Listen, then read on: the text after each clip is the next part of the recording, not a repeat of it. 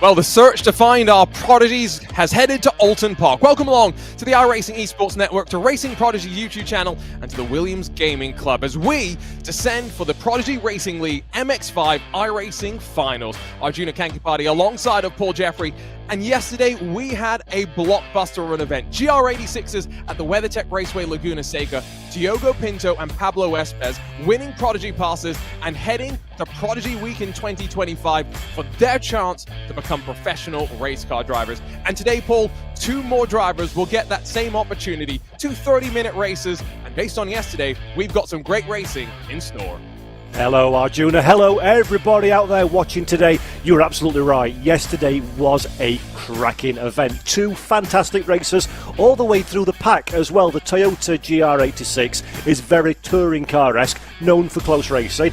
So what do? We ramp it up another notch tomorrow into a new day, a new track, Oulton Park, old school classic and Mazdas.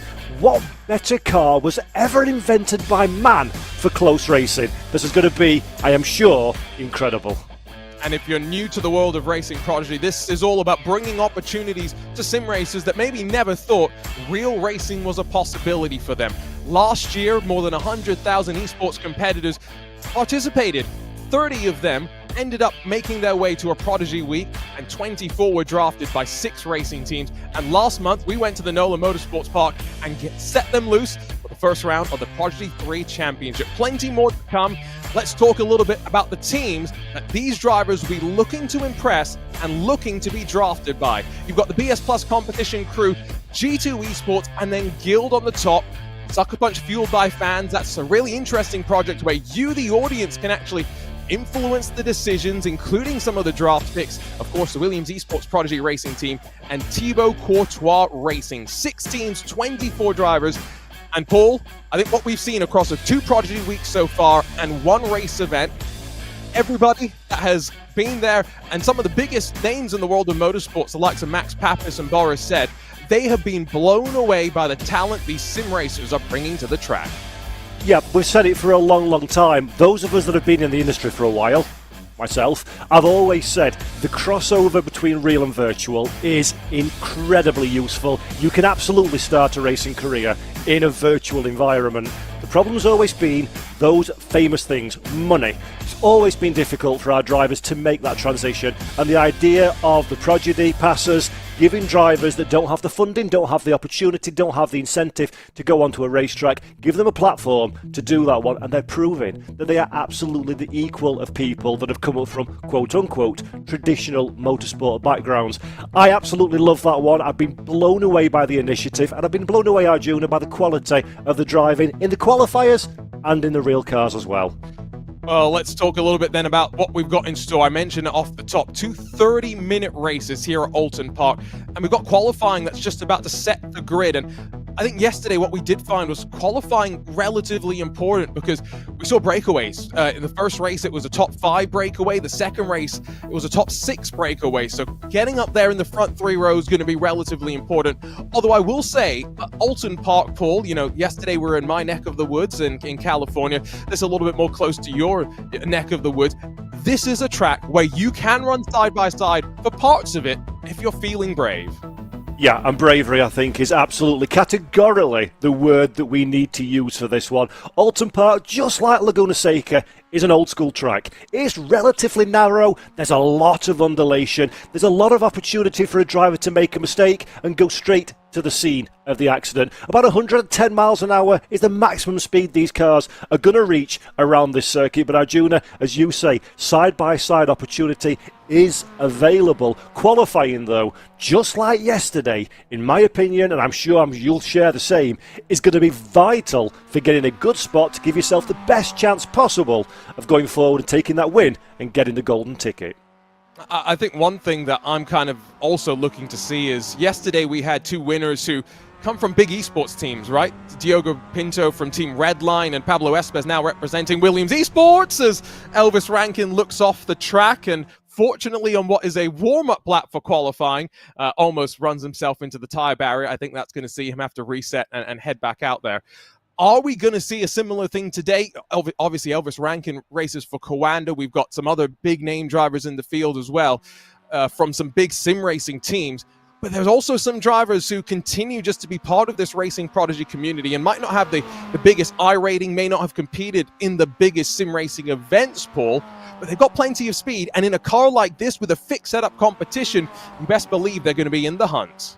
Yep, fully agree with that one. It's not always about the big names. Esport competitions throughout the world on all different platforms often tend to cater to the more experienced, the stronger drivers. But the way that this has been set up at Racing Prodigy allows people from all different experience backgrounds. As long as you're competitive, as long as you're competent and fast, then you've got just as good a chance as people who were multiple world champions. And that's what I love about this initiative. It is opening the doors, removing barriers. I know that's a phrase that's used a lot in 2024 and beyond, but it really is true. Removing barriers, making this as accessible as is humanly and realistically possible for drivers to transition from a hobbyist engagement, enjoying it in the bedrooms or the man caves or whatever, to out on a real track in real life. And William Rasmussen from the United States that we're looking at now, he's on his qualifying lap. I'll be hoping to do exactly that.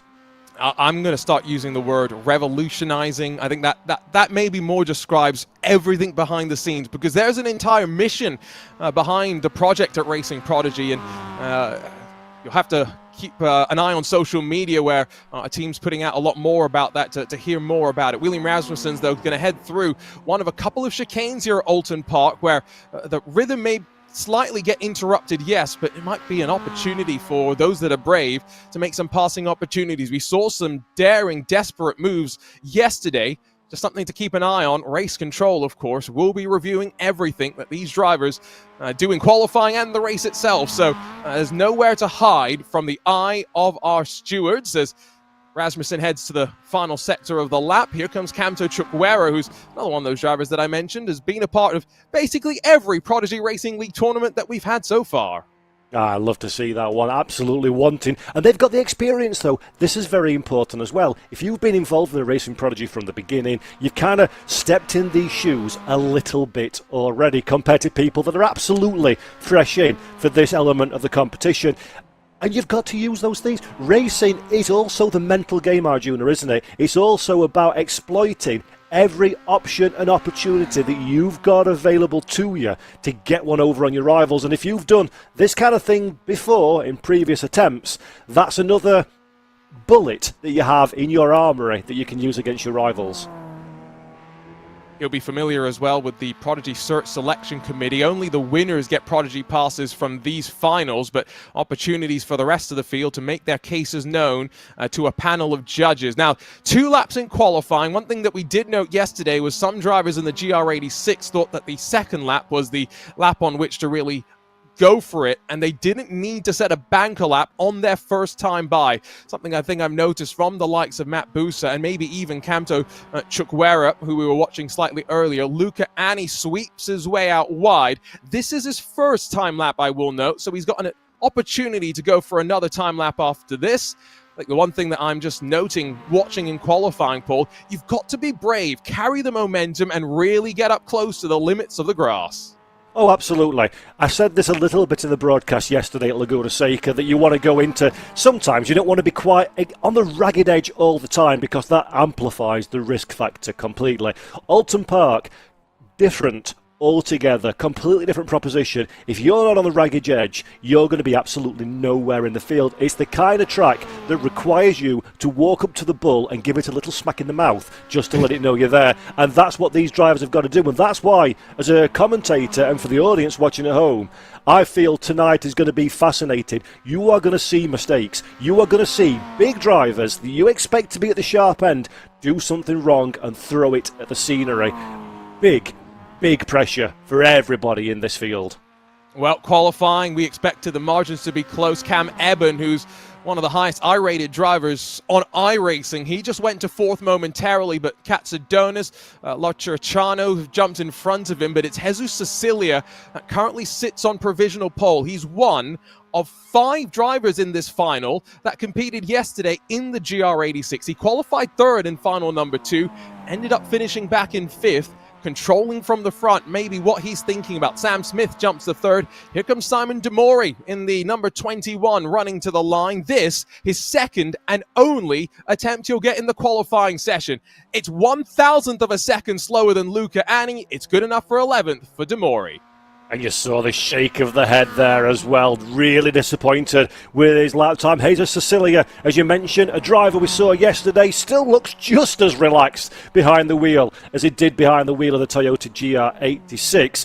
And I think Jesus will be very, very pleased with his day's work thus far. 1 minute 50.050. Quick enough to be at the top of the pit tree. Still got several drivers, though, that have yet to set a time. Several drivers still on their second and final qualification lap as well. Diego Fernandez being one such driver. Lovely little setup that he's got there with his helmet and a tyre as well. Just racing peripherals that you have in the background. I like that one. Nice to see people's individual setups. And hopefully for Diego, that's going to motivate him to go quick enough to move up from 19th, where he currently stands. And he does, 8th position. Something to note, I'm pretty sure what we saw Jesus Cecilia doing, not seeing Diego Fernandez do it, standing start. Yesterday we had rolling starts in the GR86 for this MX-5. They're going to have to get off the line and fly into turn 1, maybe 3 and 4 wide. So I expect that to be relatively exciting when we get to the green flag in a couple of minutes' time. Luca Ani, second attempt for him. And I don't know if there are many other drivers with an opportunity to improve. And as it stands right now, Gal Cohen, Elvis Rankin, Nick Johnny, and Brandon Walker, 4 drivers with no qualifying times on the board and some work to do from the very back of the field. This may be one of the final times we get in the session. He looks at the board. Is it an improvement from 11th? The answer is no. Stays right where he is. Yeah, that's going to be very difficult for those drivers that don't have a time. Because, of course, just to remind anybody that's watching this for the very first time, it is only the winner that gets the Prodigy Pass to take them through to Prodigy Week in 2025. Second on down, they get absolutely nothing in terms of a guarantee. But they do have the Search Selection Committee, which will review a 60-second submitted video footage from each driver to make a decision on who they feel warrants progression despite having not got the results. So it isn't over. Even if you're not at the sharp end, it's not over. But the best way, Arjuna, in every walk of life, the best way to guarantee you get what you want is to go out there and take it at the very front and take the victory. And that's going to be difficult if you're not in the top 5. Absolutely. I'm just thinking about Julian Klaffenbach as an example of what that search selection committee can do for you. He qualified on pole, and then right around now, so about 60 seconds left to go before the race would begin, he started to have internet issues and didn't actually end up taking to the start of his race. So he never actually got a chance to compete for the Prodigy Pass on track. The Search Selection Committee saw the speed, saw his potential, rewarded him with a chance, and he ended up being drafted in the Prodigy Draft. One of our drivers that younger than 18, doesn't have a driver's license, now a professional racing driver. Just put that in context. Josh Soto, by the way, he's out there for a 4th lap. This will not count. He's just getting some final practice under his belt. I absolutely love that story. That is really, and that's, again, we'll probably be talking about this quite a lot over the course of the broadcast today, so apologies in advance for repeating ourselves, but it really does worth repeating. This is an opportunity. The Prodigy Week is where they take sim racers, put them in real race cars and make assessments onto their capabilities to potentially become a paid professional race car driver. Has that been done before at this scale? I don't think so. This is a great opportunity, Arjuna, and I cannot wait to see who steps forward. Well, ready to go for the first of 2 finals. Prodigy Racing League iRacing Mazda MX-5 Cup action. It'll build to the conclusion of what was a 7-week official race series with time attacks as well in collaboration with the Williams Gaming Club. The fans, the audience, you had your say. You picked Oulton Park as opposed to Lime Rock. 17 corners, just over 4 kilometers. And Paul, this MX-5, I think we're in for a treat, as we've already said plenty. Yeah, beautiful car, 2-litre, 155 horsepower in the MX-5 Global Cup car, capable of around 140 miles an hour maximum speed. We're not going to get to that top speed here at Oulton Park, but we are racing for this. That is the Prodigy Pass, the ticket to your racing future. It says on the lid, and that's exactly what it is. That is a ticket, a metaphorical ticket, not a physical one, that will give you an all-expenses-paid trip to the US in 2025 to try out for your chance to, quite frankly, to not put too fine a point on it, to change your life forever. I don't think there's any more powerful a statement one could make about that one, is there?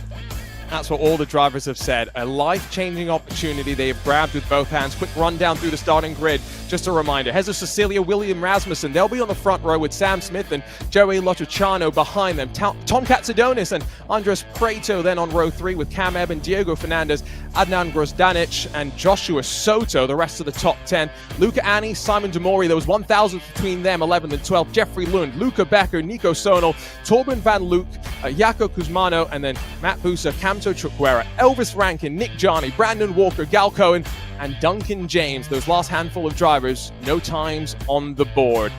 10 seconds to go, and this is where, for the drivers, those nerves either continue to build, or for those focused on the task at hand, they start to dissipate. The lights build, the engines will rev, and 30 minutes get put onto the board for these drivers. Final one of the Prodigy Racing League iRacing Mazda MX-5 Cup.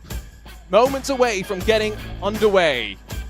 Just waiting for the lights, the drivers, to build up the sound of those engines. Who's going to walk away with a Prodigy Pass? Jesus Cecilia gets away decently as underway at Oulton Park we are for the first time today. Not going to be 3 and 4 wide at the very front of the field. Everyone recognizing the breakaway could be exactly what they need to try and keep themselves in position to fight in those final 5 and 10 minutes. Those drivers behind, though, they know how aggressive they're going to have to be to work their way through the pack, to put themselves into contention. And so, Paul, on the run out of turns 1, 2, and 3, speed's going to build. I think the energy will rise as well.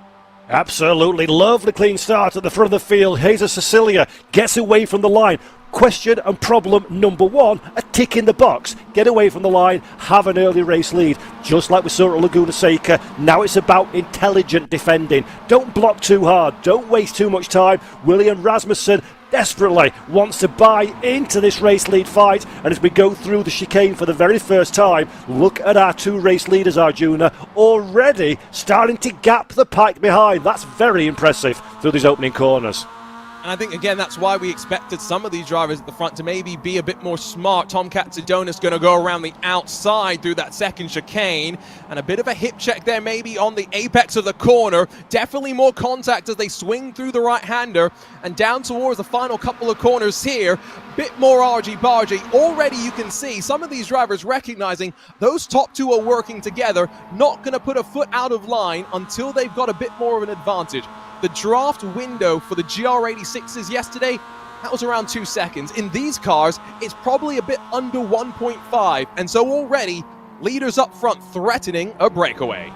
Yeah, this is very, very intelligent racing from our 2 race leaders. We're looking at Joey at this moment in time, up in 4th position. We saw the little bit of contact a few moments ago between a few of our drivers in the 5th, 6th, 7th position kind of range. But I think Lottucciano has done well to survive that one. And if anything, actually, it's worked to his advantage because he's built a small cushion from Cam Eben. Eben, by the way, great start for him, up into 5th position as well. He's still very firmly in the conversation for a strong result. We've seen a couple of drivers suffering a bit of drama over the course of the opening lap. Camto as well, down in 21st place, seems to have lost a handful of places. So unfortunately for him, that task to challenge for the Prodigy Pass will probably roll on to another event by the seams of it. And I think you actually got to see Camto out at the FIA Motorsports Games where he was representing Nigeria. That was a car off into the gravel, suboptimal to say the very least. Andres Prieto's already bled 7 positions so far today. That car off the track was Luca Becker. He's now down to 19th spot. It's really starting to intensify through the chicane. There's a bit more contact. Prieto's going to make it 3 wide off the corner before he gets run out of room. The 22 is going to sweep on through. Jeffrey Lund takes advantage, and Elvis Rankin's in the mix as well.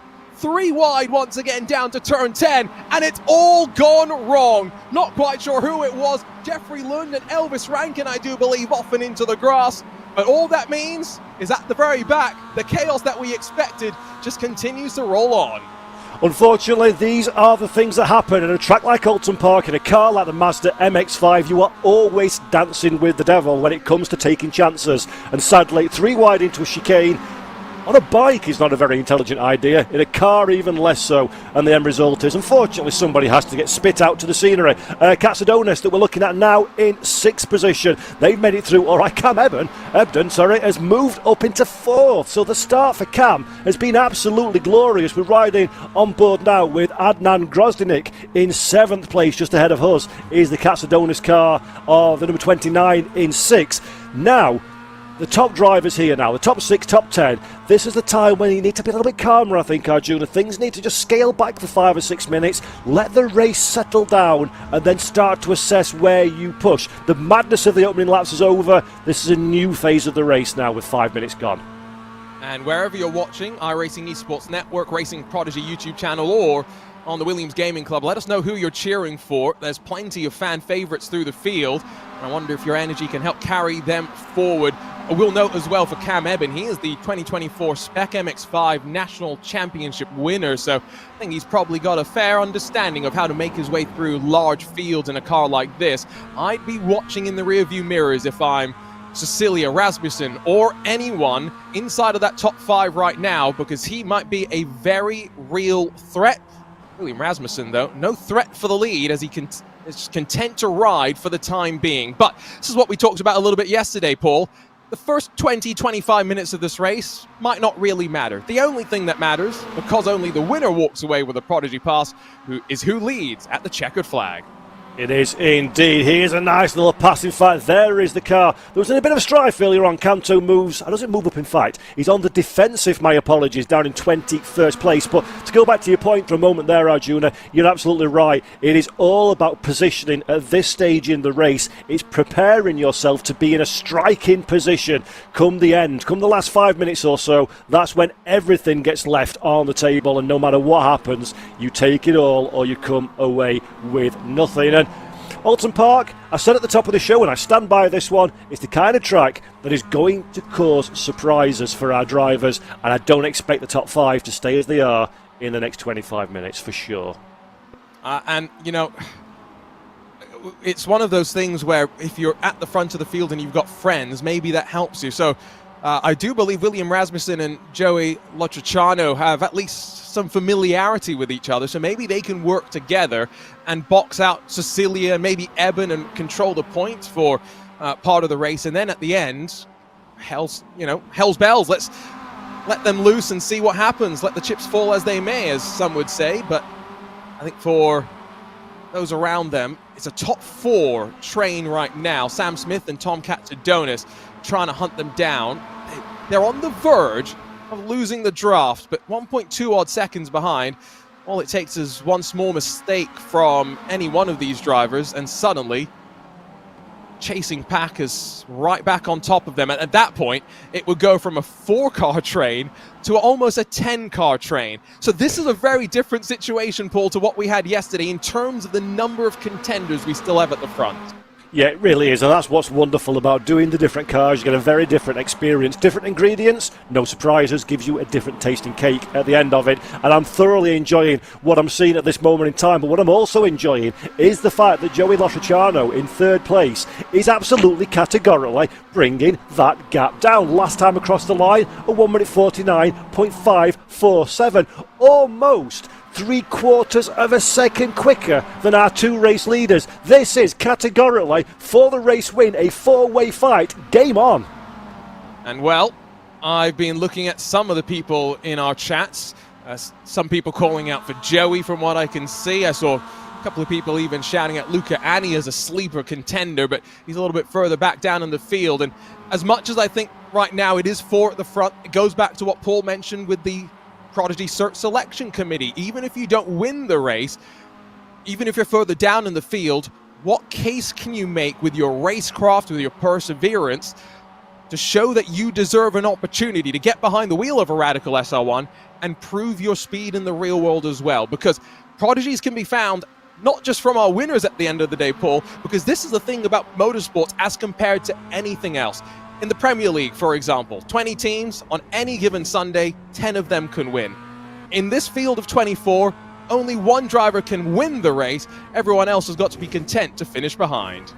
Yep, exactly. It is all about who can be the fastest, who can get to the front of the field and who can take the race victory. There's going to be one winner and 23 very, very disappointed drivers indeed. But the only thing you can do, if you're not leading the race, the only thing that you can do is give the best account of yourself humanly possible. Leave it all out there on the racetrack, and then the fates will be what the fates will be.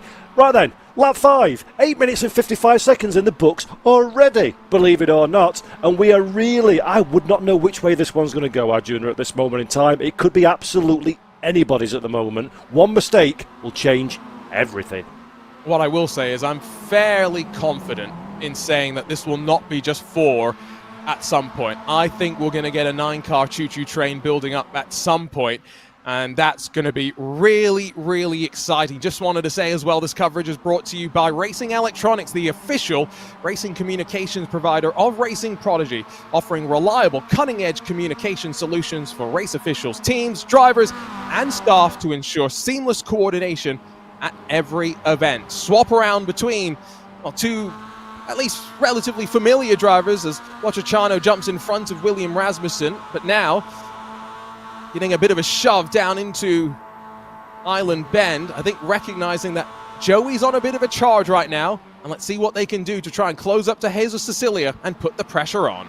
Yeah, those lap times that Joey has been producing over the course of the last couple of laps are working very, very well indeed. Second position as things stand. Looks like Rasmussen is enthusiastic to use the bump draft, so he's not immediately attacking. We're working together to close down Jesus Cecilia. Riding on board with Jeffrey Lund all the way down in 16th position. We saw Jeffrey in action yesterday, back in it again today, but this time in the Mazda. And just look how close you have to get to those tyre barriers. That's what I was talking about. When I'm saying about jeopardy is never far away, that's a beautiful example as Jeffrey thinks about it into the next chicane, but wisely elects to come onto the brakes a little bit earlier and give some breathing room to the car ahead.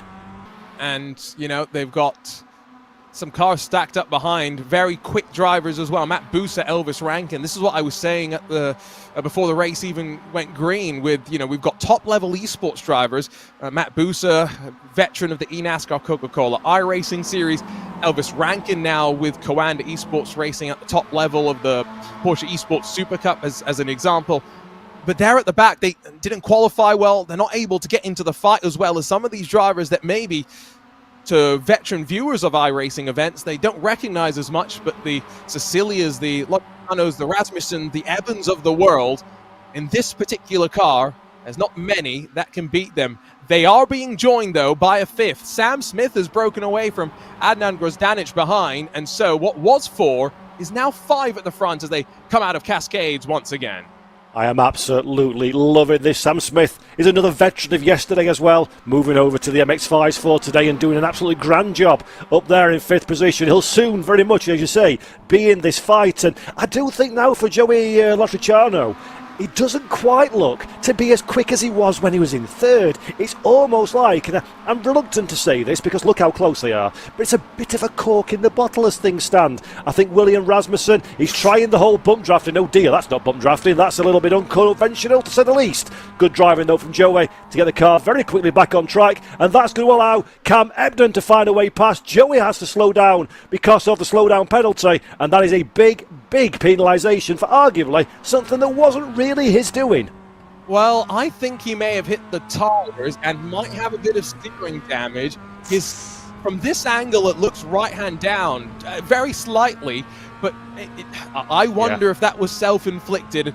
And unfortunately for Rasmussen, such a high-speed chicane, right? You don't have time to check up. Does mean Cab Emmett in 2nd now, and like I said, familiar with this sort of a car, 2024 Spec MX-5 champion. What's he going to do? 1 second behind Jesus Cecilia. And Paul, look at that clock. Coming back to the line, end of lap number 7. We'll have 13 minutes complete, 17 still to go. So rough math off the back of my head. I think that's 10 more laps still left to play. Yeah, this is going to be a very intense battle indeed. Jesus Cecilia will be delighted with all of the dramas going on. There is Cam Ebert that you see. Look at that one. Look at the rig set up there for Cam. Absolutely legend. Fantastic stuff for that one, Cam. Very basic, relatively speaking, setup, but does nothing to compromise his speed. Such a quick driver. And let's remember, He's racing for a Prodigy Pass. He's racing for the opportunity to drive a real car, moving from a rig with a wheel bolted to a desk to a Radical. That's not a bad effort, is it? And he is one of the few drivers in the very exclusive 10,000 iRating club. 10,480 iRating is what Cam Eben has collected, mostly in the MX-5 and the slower powered cars. Rasmussen really sent it, though, into the chicane there and almost ran over Cam Eben that time around. So maybe to what you were saying with Lotriciano, maybe less of his mistake than real commitment from Rasmussen. Already on this lap alone, though, the gap has come down by about 0.3 of a second. So this is the really unnerving thing for any race leader when the draft's as potent and powerful as this. You can drive as perfect a race as you want, but all you're going to ever be able to do is look in the rearview mirror and see the angry bunch of drivers looking to try and make a move on you. Yesterday, we did have one driver control from pole position to grab the victory, but let's remember the other race, a totally different story. Yeah, it's not over till it's over is the name of the game in something like this one. Hayes Cecilia, as you say, is bleeding lap time in comparison to those behind. So at the very least, bleeding comfort blanket gap to the chasing pack. So Eben absolutely in the ascendancy. Rasmussen following on, almost like he's a logo on the back of the car. It's been painted that close to it. Rasmussen, we've already seen how committed he's willing to be to get the big results. Joey Lotriciano down in 5th place is starting to drop a little bit away as well. So I say a little bit away. I mean, give it 5 corners and it's going to be right back in the heat of battle once again. That's how tight these cars are. But the key is, you can't make a mistake. You cannot drop concentration for even 1/10 of a second. And look here, here's a battle. It was wonderful. Lotriciano, if he is just struggling with the damage, because look how he's just being swarmed. Katsadonis around the outside, clears him before they even get into the braking zone at turn 5 at Shell Oil. So it just doesn't look like the car's got the speed that it did at the start of the race. And I wonder if we're going to see him continue to drop maybe outside of the top 10 at some point.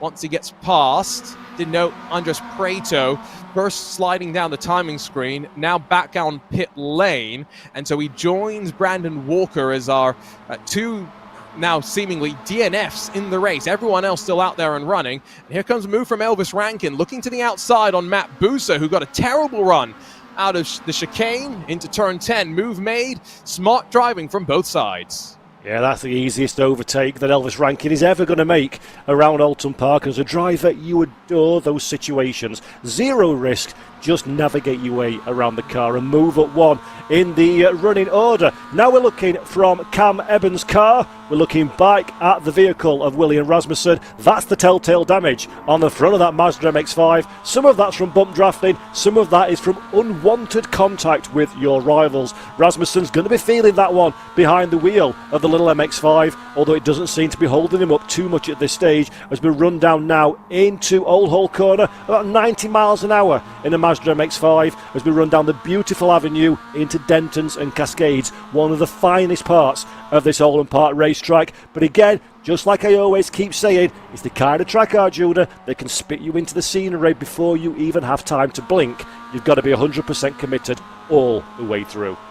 I'm just saying, as a commentator, by the way, loving being at Oulton Park because it's a great track. It's also got some great corner names, and it's got corner names for every corner, so there's no questions about which is which. I'm looking at you, Spa, where about 5 corners have got 5 different names, depending on who you ask. Lotriciano continuing to bleed time. Diego Fernandez going to be the next to try and make his move. And it is 4 now. Adnan Grozdanic, 1.6 back. 13 minutes or so left to go. You've got to start thinking that Cam Eben has not been able to get close enough to make a move just yet. And Jesus Cecilia, as much as I was insinuating he might come under fire sooner rather than later, is holding off this pressure to great effect right now. And so back out of Druidsdale Sweep. I have also noticed that some track limit usage has been quite liberal, but I think it's okay. We're letting them run with the momentum of the car, and no one's been putting it into the walls for the most part.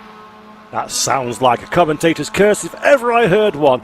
Keep your eye on the screen, folks watching at home. Diego Fernandez will be hoping that's not the case, though, as we ride on board now with our 8th place driver. That's the damaged car of Lotriciano ahead of us. We're going to have a little look down in to the final turn. Good overtaking opportunity.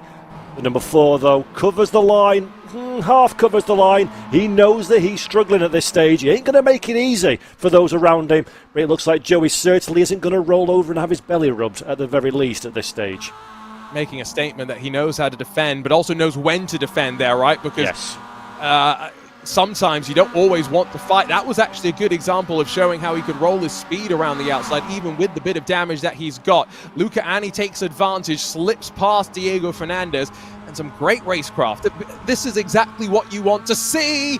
Maybe not the bubble off the corner, but Fernandez maybe bleeds off the throttle slightly, avoids making this more of a situation as they all push now through the fast left-hander. It's a high commitment track, that's for sure. And we didn't see a replay of what happened to Andres Prieto, but I did go and take a look at what happened. High-speed crash at this point in the track. We've had very few incidents, all things considered, though. And Paul, it goes to show that these drivers understand what's on the line. You can't just wreck your way to the front of the field. Race control's going to be watching you and ding you and put you back at the back of the pack.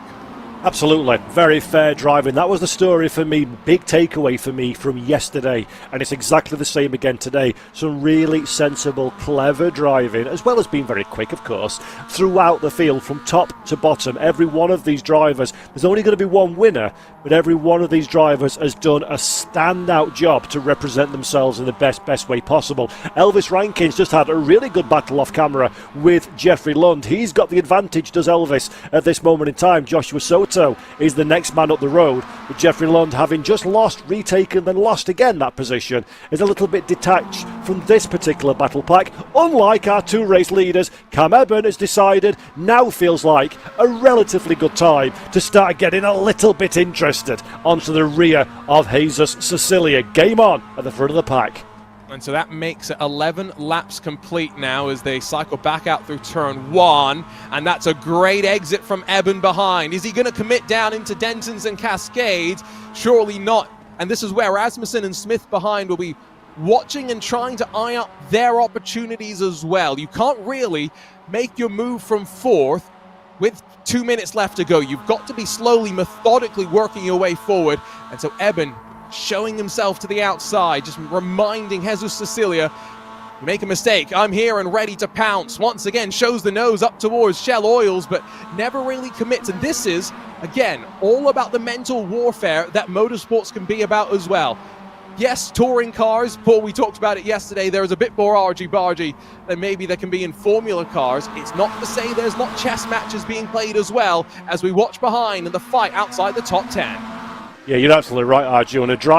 Racing is way more than just being quick and piloting around the track. It's a full mental game. You have to have such an arsenal of knowledge, experience and craftiness, it has to be said, to be successful in the world of racing, real or virtual. It's not just about what you do on the track, it's the whole package. Elvis Rankin on track, though, would like to find a way past some of the cars. That's going to help him absolutely no end, because that is a mistake. That is Nico Chanel, I think it is, that runs a little bit wide. Nico's back on the racetrack again. Elvis up to 13th. Joshua Soto now needs eyes glued to his mirrors, because this car, number 1, that we're riding on board with, is looking very, very lively indeed. An opportunity is awaiting for a pass to move up for him, hopefully, into that 12th position, currently occupied by Soto in the number 7.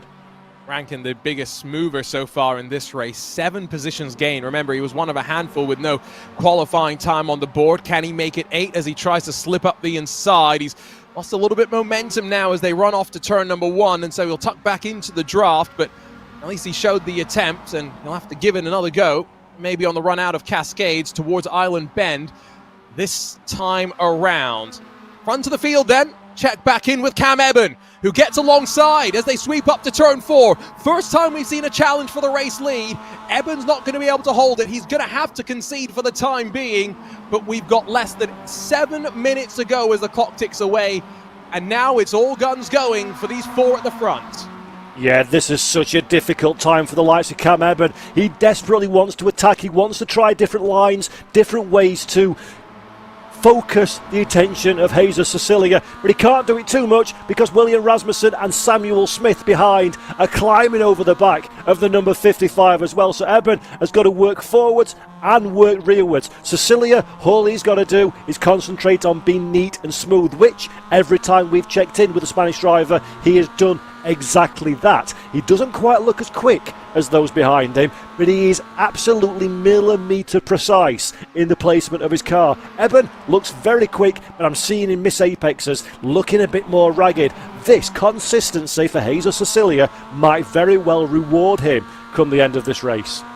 And something we brought up yesterday, iRacing's new update came out just a week or so ago, and it includes a brand new debris system, including marble. So going offline may be more impactful this week than it has ever been on iRacing, particularly important for those that have been around the Prodigy Racing League for a while. Cam Eben, you saw his hand stretch out, get onto the keyboard, maybe just checking some information as they cycle into these final couple of laps on board with Rasmussen, who got a great run, maybe too good initially, as he now watches Eben sweep alongside once again. Long way around through Cascades. It's a brave way to make a pass, but he's going to try and make a statement. Cam Eben pushed out wide and onto the grass, and watch him bleed now position to William Rasmussen, who slips up the inside. Rasmussen up to second once again. Where is he going to try and fight for the lead? He was running behind Cecilia for the opening 5 or 10 minutes of the race before he slipped back into this line. Now he's got the green light to try and push for the lead. That is exactly what Rasmussen needed. A big sigh as well that you see, trying to calm his breathing down on the camera, trying to just get himself back in the game. Beautiful hunter-killer move, opportunistic. He saw the chance, he took it with both hands, full commitment, no half measures, and that's exactly what you need to do. If you're not committed, you're going backwards. William Rasmussen now, he's had a bit of a troubled start to this race, but it's beginning to fall back into his lap. Jesus Cecilia, a new contender to fight against now, somebody that he's not had the pleasure of watching over the last few laps to understand where the advantage lies for his rival. It's a new challenger. Everything is a step into the unknown. 5 minutes left on the clock. You don't want any unknowns if you're Jesus Cecilia. William Rasmussen, another one of the drivers that's done some spec Miata racing as well. He also has black belt in Taekwondo, so I would not want to mess with him. That's for sure. Imagine the afters you get into in the paddock with him if you took him out in a race. Don't want to think about that one. Out of the final corner, sun shines into the driver's eyes, and I believe 3 laps to go, including the one we've just crossed onto. So Jesus Cecilia has led for 14 full laps. He's not put a foot wrong just yet. Adnan Grozdanic has not closed up either. Sam Smith has been sitting at the back and just waiting for an opportunity. Rasmussen and Eben, they've been poking away and trying to find some chink in the armor, but to this point, there has been nothing they have found. Cecilia yesterday, 5th in his final in the GR86. He came so close, and Paul, he's even closer the second time around. Yep, Cecilia impressed me a lot yesterday, but he's come into this one even stronger again. As I say, for my money, Cecilia is not the quickest driver of these 4 cars at the front of the field, but what he is, and what is way more impressive, he is precise with the placement of his car, making no mistakes, giving zero opportunity for those behind. We're riding on board now with Cam Eben. That's the charge with William Rasmussen. Rasmussen to the outside for the car with a predominant grey livery on the rear at least, and oh dear, 2 cars into the chicane is not a good idea. William Rasmussen is the one that pays the biggest price. That car is all over the racetrack. Jesus Cecilia now has a big gap. Look at Rasmussen, maximum damage on the number 16. He's still in second position. Sam Smith is the driver now, trying to take advantage. Smith has a look at the outside line. Cam Eben pulling off to the side of the racetrack, Arjuna. That is not how he wanted this one to finish. Such a shame. And Cam Eben, in many eyes, was the favourite coming into this one. He had shown his speed, but now out of it, and with a almost 2-second advantage, Jesus Cecilia might have broken out of draft range and could be 2 laps away from winning this race. What will race control have to say about it, though? That's what I'm wondering, because I did feel, just watching it live there, Paul, Rasmussen was alongside. Cecilia squeezed him into the braking zone. I have done this far, far too long to make a snap judgment from a live shot, so I'll hold my water on that one. But the end result is, on track at least as things stand, Jesus Cecilia has the best early holiday gift he could possibly wish to have, and that is a comfortable 1.8 seconds. It's Jesus Cecilia's race now to win, for sure. But this is the damage. The slightly hobbled William Rasmussen. The rear of that car is deformed significantly from the day it came off of the factory floor, and the number 16 has got a big job ahead of him. There's only a couple of minutes left in this race, but Sam Smith will smell an opportunity to cross the line in second. You want to do that one just in case there's any penalisation comes the way of our race leader. And for those wondering for the quote-unquote rejoin from William Rasmussen, I don't really think he had much control on his car when he was through the grass. That was the real issue, right? He was all sorts of sideways, and so just rejoins the track. Cam Evans got nowhere to go, and all of the spec MX-5 experience that he brings can't get you out of some of these situations, unfortunately. You can see the frustration, though, from William Rasmussen. Can't let it get to him. He's still got to hold off the challenge from behind. Finish as high up you can.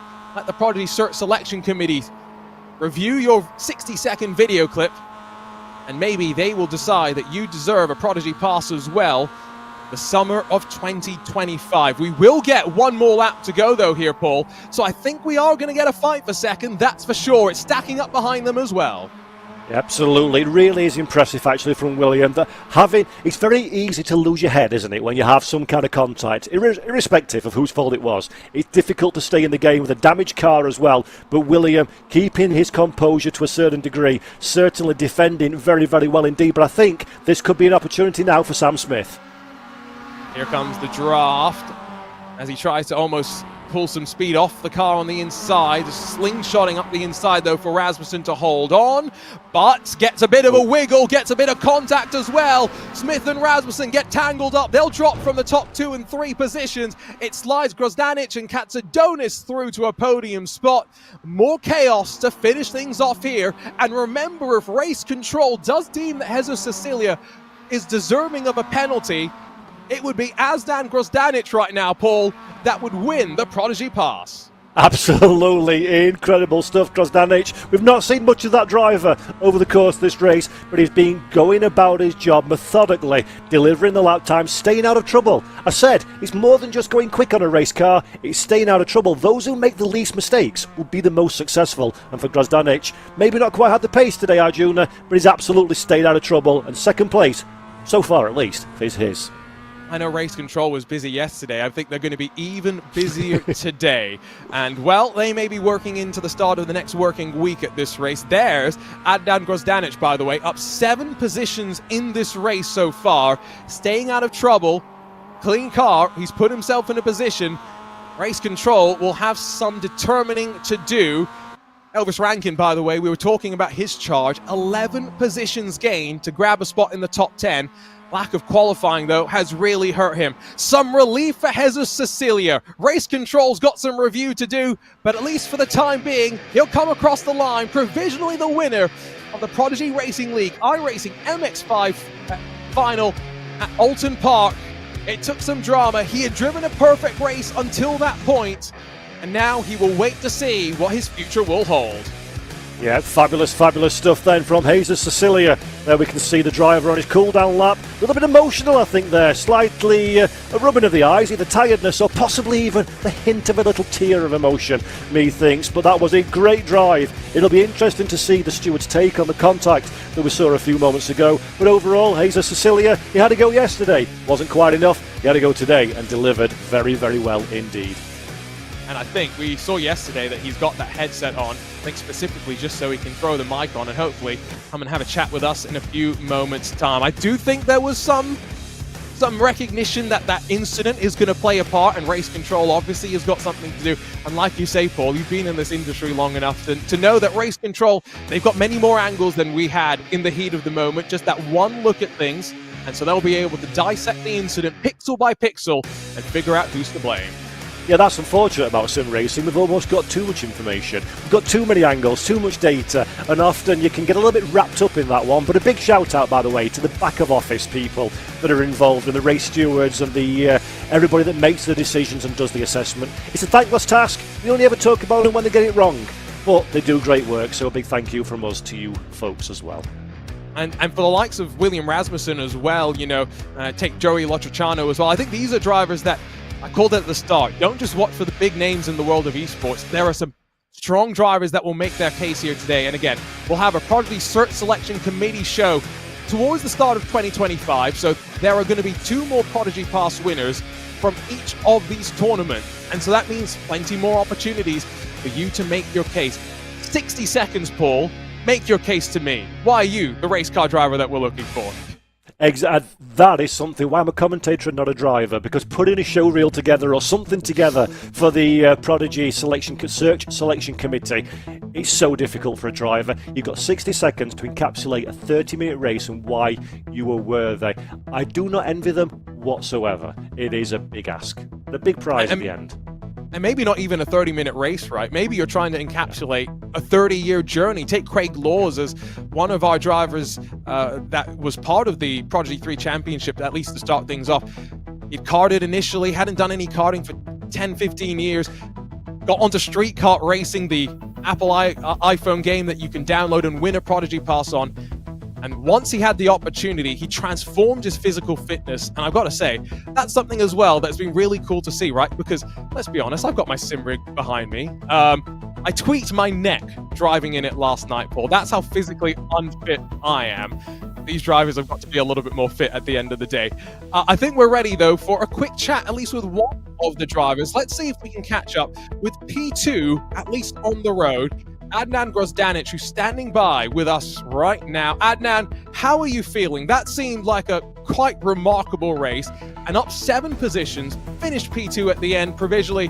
How are you feeling right now? First of all, can you hear me? I hear you loud and clear. Cool. I gotta start my emotions right, man. What a ride. It was very interesting. Was not happy with the pace. I was surprised that I lost 2-3 tenths in quali, but yeah, I took it a little bit safe. Better to have a lap than no lap, right? And yeah, it was a massive ride. I got lucky with a couple of incidents. So yeah, it was a really cool race. Also clean, I have to say. Tell us a little bit about your journey through the world of sim racing. Why would it mean so much to you to win a Prodigy Pass, to be at Prodigy Week, for the chance to become a professional racing driver? I love sim racing. I started sim racing 3 years ago, approximately, and I fell in love with the MX-5 8 months ago. Started streaming 8 months ago, and I got a lot of love from the racing community. The racing community in real life, also in sim racing, is very closely together, and yeah. I can tell my parents, like, yep, I'm not just gaming. I can probably go on track now. Well, thanks for a quick chat with us, Adnan. We'll see what Race Control says, but a great result for you, and hope to see you plenty more in our Racing Prodigy community. Thank you so much. So a quick chat there with P2, and Paul will have a chat with Provisional P1 in a few moments as well, but it was great to hear. He'll go and tell his parents, I'm not just gaming anymore. I'm competing for a chance to go and race there in the real world. This is what this opportunity is all about. I think that wraps up very nicely the whole idea of the Prodigy Pass and the Prodigy Racing League. It is taking people away from gaming at home, which can be seen as a bit of a pastime, into a proper career. I really do love that one. But Arjuna, I'm hearing sweet nothings being whispered in my ears that you've got our provisional race winner to have a chat to now. Indeed, let's catch up with Jesus Cecilia and get his take on, well, how everything played out. Jesus, congratulations first. Provisionally, you have won the Prodigy Pass and you're going to Prodigy Week in 2025. But talk to me about that race, because for 20 or so minutes, you dominated the race, and then the field closed up and things started to get closer until a little bit of contact. Talk us through the moments. Thank you so much. That was a really tense race. I knew that because of the draft, everything is gonna be really close at the end of the race. But I'm really concerned about the incident with William. I don't know what happened, to be honest. I just followed my line. I was completely straight, so I don't know what happened. But oh my god, I can express what I feel right now. This is amazing, guys. Thank you so much. I mean, we saw you yesterday in the GR86 as well. You finished 5th in your final there. Talk to me about the weekend. You know, you've had to prepare 2 different cars at 2 different tracks as well. Has it been stressful for you? Has it been quite fun as well, given that the racing, for the most part, with these cars can be quite close? Well, about yesterday, I messed up a lot in the qualification. I should have the pole in that race. So after that, complicated a little bit all things in the middle of the race where you are in the pack. But today I was really aware that the race is going to be really tough, really close because of the draft with this car. As I said before, really tense. I knew that it doesn't matter how fast you can be with this car. If someone is as fast as you, he can follow you easily. But well, let's see how it goes. But I'm really happy. We'll see what race control has to say indeed. Congrats on what was a well-driven race, all things considered. And Jesus, it's been great to see you this weekend. Hope no matter what happens, we'll see you plenty more in the racing Prodigy world moving forward. Thank you so much. It was a pleasure for me. Catch up there with our provisional winner of final number 1. And Paul, race control can't even take too much time to look at the end of the day, right? Because we've got final number 2 to get to. And so another 24 drivers and another Prodigy Pass on the line with the same combo and track car combination that we've just seen. So we kind of know what we're in for. Chaos. Yep. And that's the thing, you see. We said this a little bit yesterday, but let's say it again today. From the final 2 drivers, they've watched the broadcast, they've seen the racing, they know what works, what doesn't work, where the risk factors might be. Is that a good thing? Does that help? Or is it a bad thing? Or does it ramp the pressure up a little bit too much? That, I'm not quite sure. I'm looking forward to finding out. We are not far away from kicking off 2025 by heading to the Sunshine State and rolling on for round 2 of the Prodigy 3 Championship. Check out a teaser of what we're in for.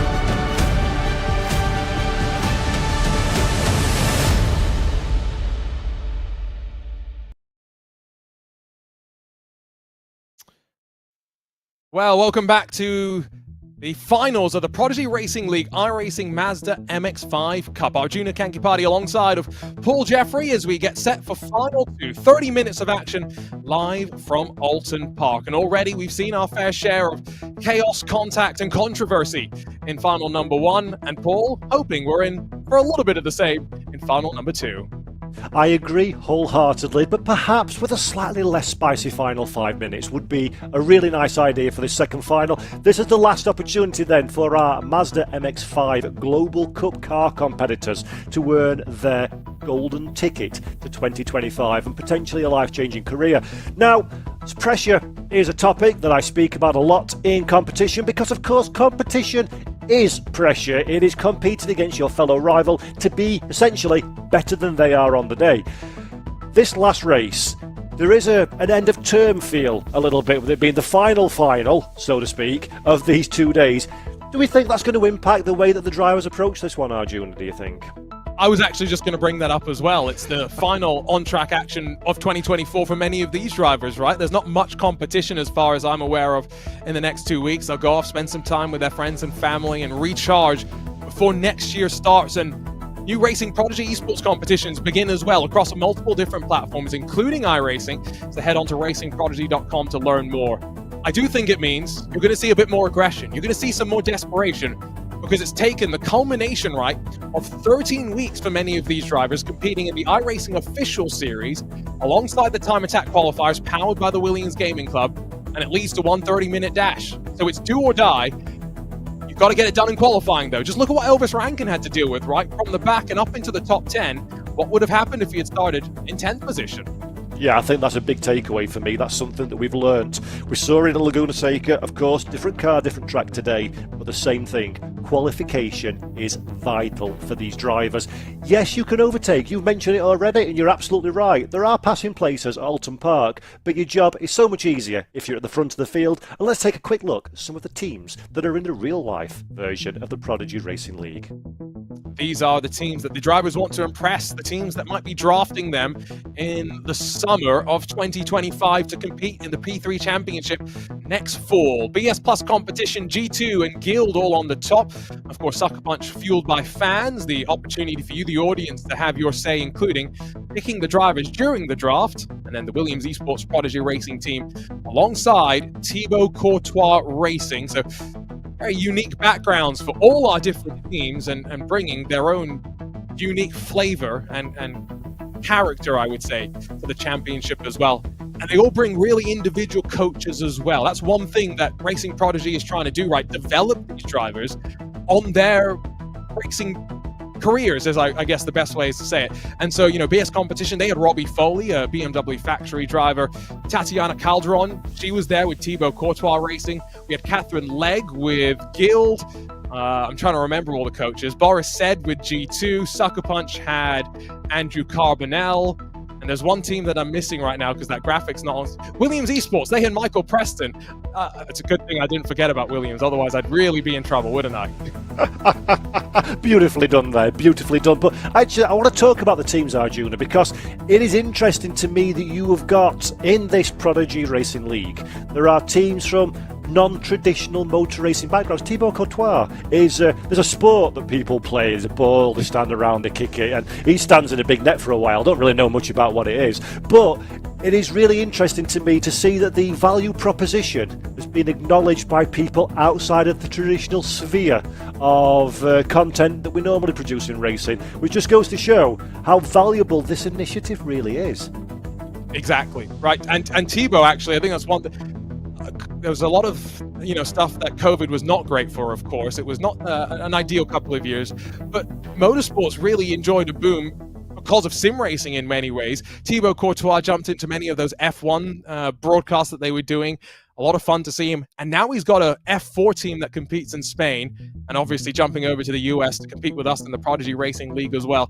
I'm hoping at some point that I'll be able to see Thibaut in person, because Paul, you're also 6'5". You know how uncommon it is to see someone who's actually taller than you. Is he taller than 6'5"? Wow, no wonder he's a great goalkeeper. But yeah, it is fantastic. I love that one. Anybody, any way that we can preach the benefits of virtual racing, sim racing, esports, e-racing, whatever you want to call it, the wider that we can spread this message that this is legitimate, this is serious, this is proper high-end sport, even if it's not physically co-located, I am all for that message. As well as, of course, with the Prodigy Racing League, we're looking at bringing people into real racing. I also love to share the message that esports and sim racing is legitimate in its own right, and for me it's very gratifying, having been around for a long time, to see the likes of Thibaut Courtois engaging in our sport where maybe 5-6 years ago they wouldn't have known anything about it. Well, we're getting ready to go for qualifying for final number 2, so about 10 more minutes to be put on the clock. 2 timed attempts as well, and so we saw in that first qualifying session, 5 drivers, I think, in total, not setting a qualifying lap time and putting themselves on the back foot. And so, I mean, I'm just going to call out Elvis Rankin. He might not appreciate me doing it, but he's a World Championship driver, Paul, on iRacing, both iRacing World Championships. They only get 1 lap to qualify, so it's do or die. He should be used to the pressure. He had 2 laps, and he still failed to set a lap time. And that's why my favourite thing in the whole wide world is so important, a banker lap. Get a time on the books that's relatively competent, maybe not quite your ultimate pace, and then if anything goes wrong afterwards, at least you're represented in some way, shape or form, and you don't start at the back of the grid and make your day a whole lot more difficult than it needs to be. I will say I'm now also an expert in the Mazda MX-5. I raced in the Moon Car 24 Friday night. Some of the incident avoiding skills that you need in this car, it's so nimble and agile that it's actually so much fun to throw around. When you see these cars in those wheel-to-wheel battles, they actually have so much control about how much they can pinch the car. And so again, it goes back to the racecraft. There's a reason why Mazdas and so many other slower powered cars are being used to develop drivers. Mazda, of course, with their development ladder that they've had for so many years. At one point, they used to include an iRacer in their shootout. It's just great to see the continued support that this sort of a car has for developing that next caliber of next generation of future race car drivers. So 23 or 24 drivers, depending on how many have actually showed up for qualifying today in the second final, and Paul, 8 of them. So almost a third of the field competed yesterday in the GR86s as underway for qualifying with our warm-up laps. Yeah, let's hope that is advantageous to have done the race yesterday and it's not a bit confusing for a driver. You get a bit discombobulated when you've got so many different cars in action at the same kind of time. But I am sure all of these drivers are more than good enough to contend with that challenge. As you say, 2 laps for qualification, 10 minutes in which to do it. It's solo qualifying. You don't need to worry about traffic. All you need to do is go as fast as you possibly can. Not necessarily as easy in reality as it sounds like on paper.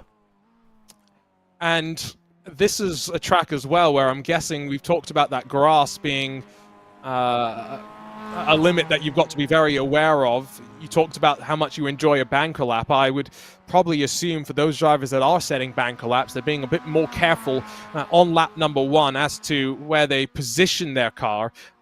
Not just in terms of how fast they're driving, but just making sure they don't invalidate a lap time and force themselves to be starting at the very back of the field. Vasilios Spelitsiotis, Williams eSports driver, works his way down through the final couple of corners and will begin his first qualifying attempt. About half the field has already gotten underway with their qualifying laps. And Vasilios, I mentioned yesterday, the Mercedes customer teams brought all their sim racing drivers out to Munich for a couple of days. So Alessandro Bico returned yesterday, 30 minutes before his final in the GR86 started. Vasilios has at least had a day or so to get back to grips with his sim rig, this particular combo, and get up to speed. First couple of corners, been sawing at the wheel, which you can get away with in the MX-5. Yeah, that's anybody who's brought up on British children's television will recognise that move from the Playdays introduction. It's like the Playdays bus, keeps seesawing at the wheel, but it doesn't turn any direction. Not a lot of grip out there on the Oulton Park International layout at this moment in time. And again, very important why a banker lap is your friend. Get that lap in the books and then you can push the limits a little bit more. Let's have a look for Vasilios now through the chicane. Look how close we get to those tyre barriers. If the paint scheme of that car was embossed any, it would catch the barrier. That's how close we are going. That's how close you've got to go. You need to maximise the pace as much as possible. And I think so far it's a little bit untidy at this moment in time, Arjuna. But Vasilios has certainly not been reserved in his ability to throw that car around.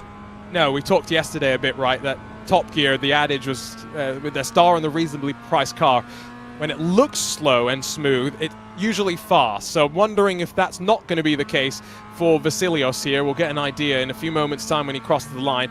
Just keeping an eye on the lap time. 1:50.050 was pole in race number 1. This will maybe have slightly different weather conditions, but we've already gone about 2/10 quicker than that. Thibaut Prévost provisionally on pole, albeit with only 9 drivers having set a lap time so far, and at least 7 drivers failing to set a lap time their first time by. Scrappy from Belitsiotis, yes, but 29 thousandths of a second off of pole. He's alongside on the front row right now.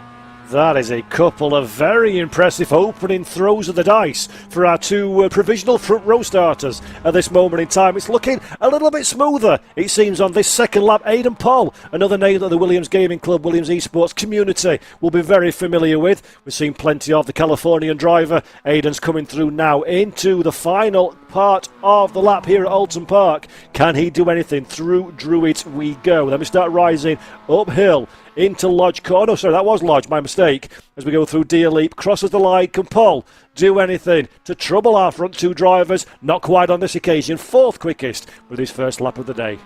And so that puts him just shy of 3/10 off of pole. It's only a 10th off of pole in final number 1, just to show you how fine these margins can be. Miles Brown to 14th. He jumps in front of Ariel Bissono as Ross Banfield leapfrogs his way now to 5th inside of row 3. And that's Thibaut Prevost calling it quits for qualifying. So his second lap was not going to find an improvement. And I think that is officially his session done. Aidan Pohl has decided the same thing. Second lap for him was not going to be any quicker. William Augustin has only gone to 11th provisionally as a whole handful of drivers finally get themselves represented onto the board. Here comes Ryan McClaff in the 71. I'm just keeping an eye on when Vasilius Belitsiotis is going to maybe cross his way to the line as well, because he may very well be a threat for pole position here. Remember, 29 thousandths of a second separated him from pole. I can tell you he just bailed down to pit lane though, Paul, so never mind that. Yeah, that's a real shame. Not quite able to do it on the final lap with Ryan Micallef that we're looking at now. Car number 71 as we come down to the final corner. Where is Ryan? He hasn't set a time as things stand. So this is going to be the first look of the day that we see for the number 71 machine to see how quick this car is. Where does he move up? No. Fails. Well, where does he set a time? I've lost him on the timing screen. Where is Ryan? I think he might actually have stopped before he crossed the timing line, so maybe an off track through the final corner or something. He's not going to set a time. Angelo Michel, he is also not on the board right now, but he is out there and does have a chance to set a lap time. So there is at least an opportunity for him. Aidan Pohl is just on a practice lap right now, I do believe, as there goes 69 of Angelo Michel into 17th. He's going to have a lot of work to do from back in the field. As it stands right now, Thibaut Prevost, Vasilius Belitsiotis, not expecting anyone to challenge them on the front row. And then Dakota Fripp, keep an eye out for him, because he was one of those drivers I was watching yesterday, finished 6th in his particular final. And I do think there is some advantage to having some racing in your rhythm, if you know what I mean, Paul, right? Just getting the reps in, understanding racecraft. Might not be the same track, might not be the same car, but it's the same sort of racing that we saw yesterday. Yeah, I agree wholeheartedly with that one. Muscle memory is a friend of yours if you want to be competitive, but also it's just, if you can go into that place in your mind where you're not thinking of what you're doing, it's almost becoming second nature, it's almost becoming natural, your movements. That helps no end. Dakota Fripp, though, 3rd position as things stand. That was a good lap from Dakota, where what's the gap to himself and the rest of the field? Just a few thousandths of a second. So our top 3, basically, within fair reason, are separated by absolutely nothing at the front of the field. Aidan Paul a couple of tenths behind. He didn't manage to improve, or he did improve his time, but not his position. Oof, we are getting ourselves set up here, aren't we, Arjuna, for quite the final race of the day. Absolutely. So Dakota, just a reminder, they get 2 timed attempts in the 10 minutes. He's just out there getting some final practice right now. So is Wanji Lin, provisionally in 6th as it stands. Finished 9th in the final that he competed in yesterday. And is that a sequential box he's using as well? He is one of those old school sim racers. But Paul, maybe even more interestingly, he's getting one hand off the wheel, and it's a Formula style wheel that he's using. I love that one. Authenticity, my friend, is fantastic stuff. If the car uses sticks, then you use it in real life. Look at Ross Banfield. He's in virtual reality for this one. So, of course, iRacing supports VR headsets. An incredible way to go racing. But it can be a bit uncomfortable, and it can be a whole lot sweaty. I don't think I'd particularly fancy that one, Arjuna, in a race that means as much as this one. But Ross is clearly comfortable in that environment, and perhaps it even helps you pick out those apexes a bit better to be a bit more aware about who's around you in a racing situation, which is never a hurtful thing to have. Today's coverage of the PRL Finals is brought to you by Wine Country Motorsport, the official racing safety equipment provider of Racing Prodigy, delivering premium motorsport safety gear, apparel, and accessories to drivers and teams for top safety and performance standards. Well, the drivers, it's time for their tension to either rise or fall, depending on how cool, calm, collected that they all are going to be. 30 minutes going to be thrown onto the clock. And once again, they'll be let loose from a standing start for the second of our finals here today for the Prodigy Racing League iRacing Mazda MX-5 Cup. Reminder, this is the conclusion of a 13-week official iRacing series with Time Attacks in collaboration with the Williams Gaming Club, bringing some of these drivers forward as well. You, the audience, you picked not Lime Rock, but Oulton Park instead. 17 corners, just over 4 kilometers, and already we've seen our fair share of drama. William Rasmussen was the fastest when the Time Attack qualifiers came here, and there's the car that they're all racing in, Paul, as they try to earn one of our golden tickets. Yep, fabulous car is the Mazda MX-5 Global Cup. 140 miles an hour, 155 horsepower, and these drivers are all looking to take a victory, and with it, a Prodigy Racing Pass. A ticket to your racing future, where in 2025, the winner will be flown over to the United States, and they will have an opportunity to show what they're worth in a real racing car with a view to potentially being drafted into one of our Prodigy Racing League 5 teams and take a professional paid career in real-world motorsports. A quick rundown of the starting lineup then. Thibaut Prevost and Vasilius Belitsiotis, they share the front row with Dakota Fripp and Aidan Pohl behind them. George Robinson, Wanji Lin share row 3 with Primoz Miklavic and Matt Adams, 7th and 8th. Emil Schultz, Lorenzo Pfeiffer, 9th and 10th with Ross Banfield, Gil Eschini, and then Nicholas Rice-Puto, Daniel Moreno, Tobias Krunken, Franco Buckley, Angela Michelle, William Augustin, Cody Cosford, Ariel Bassano, Blaze Andrich, Rafa Blanco, Miles Brown, and Ryan Micallef round out the 24 drivers that sit and wait for the lights. Remember, race control still have plenty to review from final number 1, and these drivers will be aware of that. They know exactly how that first race played out and what they do not maybe want to place themselves at the start of this race. Time has come for the engines to build, the lights to rise, and Thibaut Prevost at the front of the field will lead us off into turn number 1. Finally ready to go as the drivers get their instructions to watch up for the lights. 30 minutes and underway from Oulton Park. One final Prodigy Pass to hand out in 2024. And already second with a terrible start. Belitsiotis almost swarmed to turn 1, 3 wide behind him as a big send from George Robinson, who makes it work as well. They're going to be 2 wide, almost 5 rows deep behind the front 5 drivers as they dive down towards Cascades, but all 24 off the line smartly. How smart will they rise now in towards Island Bend? Yeah, that is a very frantic start. A little bit further down the pack, outside of the top 4, it seems. Dakota Fripp's held on to 3rd position. Aidan Pohl's just lost a place to George Robinson as well, although Aidan desperately trying to recover as we come into the hairpin for the very first time. Robinson, though, gets the job done. Pohl drops down a position a little bit further back. That is Mikhailovic in 8th place. He's under a little bit of pressure, or trying to apply pressure, should I say, to the cars ahead. And this is just what we expected. Lots of frantic drama midfield. And a bit of a technical moment there for George Robinson. Is that going to help the top 3 slightly stretch their legs? You can see their margin down towards the chicane at turn 10. The cars squat down under the brakes and roll their speed through Hislops. And now out through turn 12. Nicholas Rice-Puto tries to get into the action. He was really in the fight yesterday, and it's all gone wrong. 6th yesterday, going to finish outside the top 10 today, that's for sure.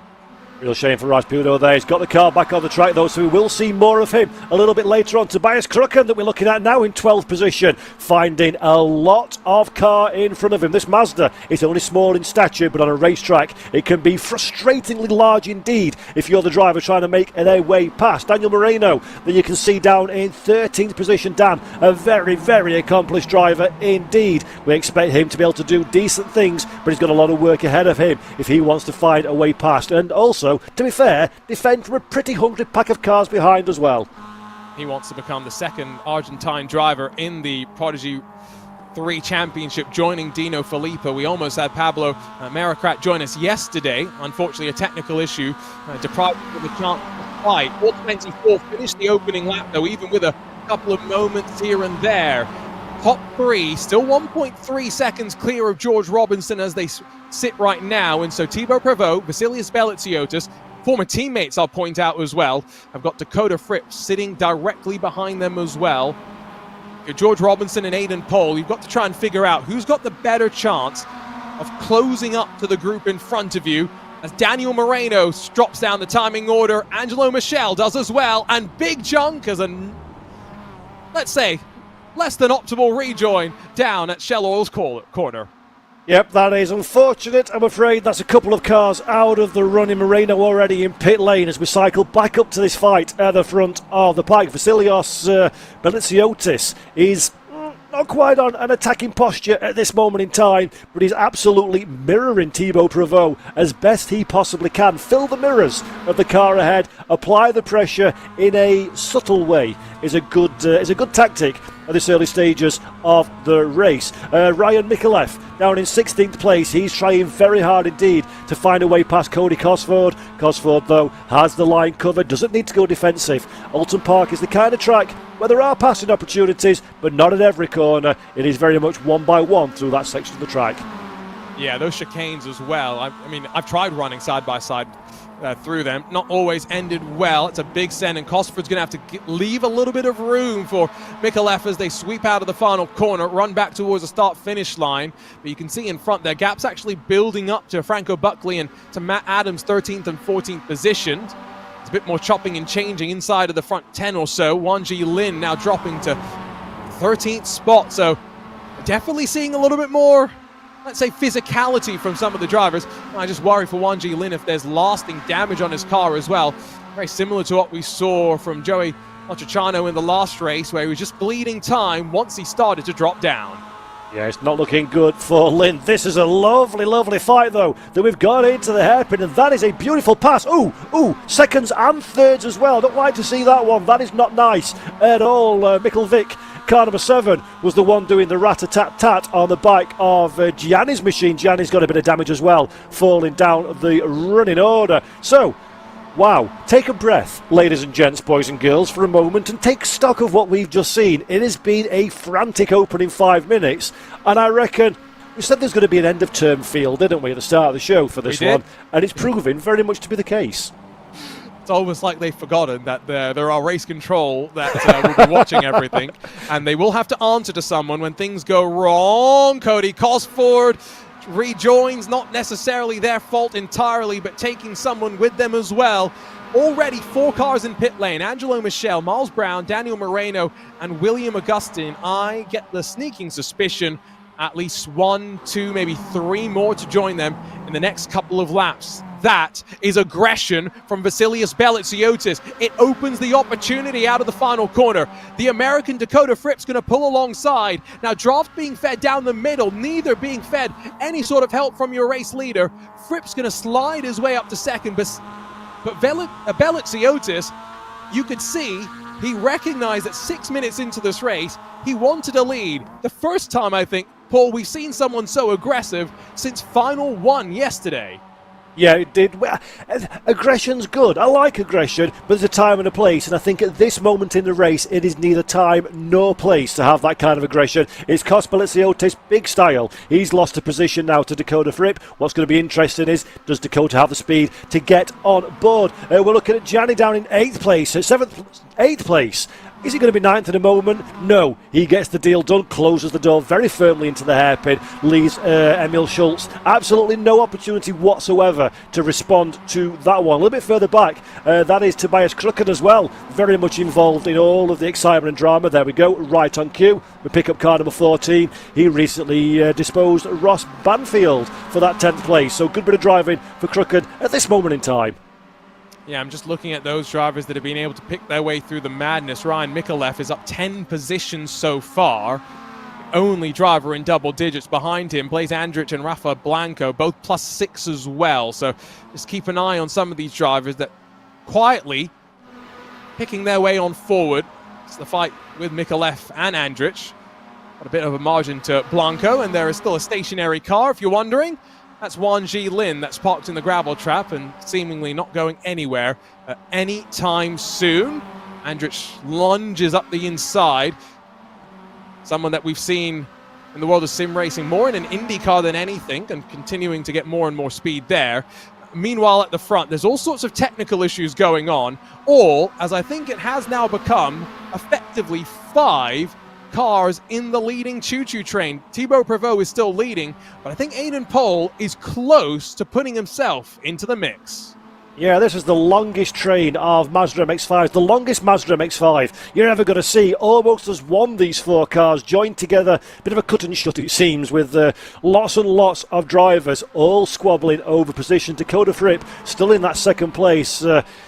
Robinson actually looks potentially the slightly spicier of that 4-car fight at this moment in time. A little bit further down the running order though, there is absolutely categorically, well and truly, no time to rest for all of these drivers. Mikulev currently in 9th position, but is receiving yet more pressure from the orange car. Stands out, that orange car, doesn't it? Amidst a sea of grey liveries. And so far so good for Tobias Crooked in 10th. A look from Belletsiotis there. I was noting when we were getting to the end of that first final, you had called Cam Eben as maybe being a bit wilder in some of the way that we were watching the attitude of the car, but I think that's just because he was trying a bit more, right? Looking for the opportunities. It does seem to be somewhat difficult to make a pass on the leader if they're not making a mistake, and so at what point are we going to see Dakota Fripp start to push the issue? If Belletsiotis felt that he wanted to start going for it with just 5 minutes complete in this race, does kind of indicate that you don't want to leave it too late to try and make your move. He closes into the final corner. It was very, very sudden, slightly different line, and once again on the corner exit, Prevost opens up that margin once again. Take a look on board with George Robinson, looking very calm right now. Less than 9 minutes or so into this race.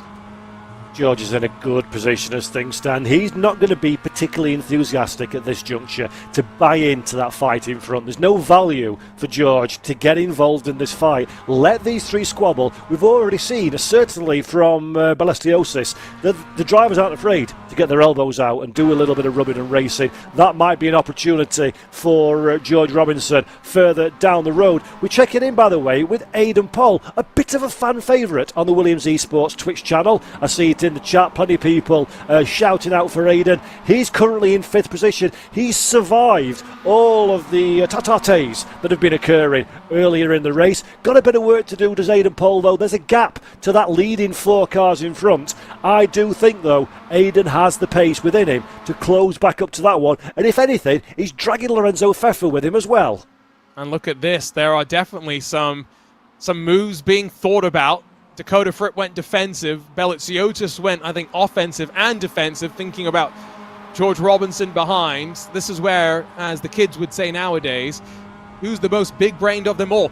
That's some frustration from Belletsiotis, and we've still got 20 minutes in this race left to go. He's got a long time with which he can still try and make his way on forward.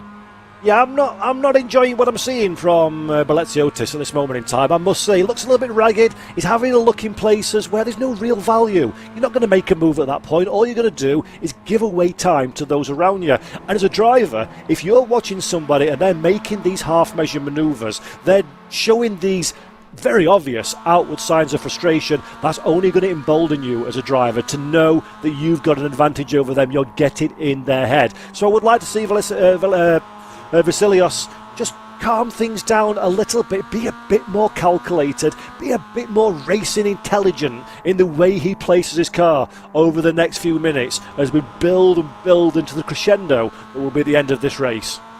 Remember, we are handing out 2 Prodigy Passes today. We handed out 2 Prodigy Passes yesterday, and at the PRI show over the last handful of days, 2 more Prodigy Passes have been awarded. So by the time we head into the holidays, 6 Prodigy Passes will be handed out for Season 2 of the Prodigy Racing League.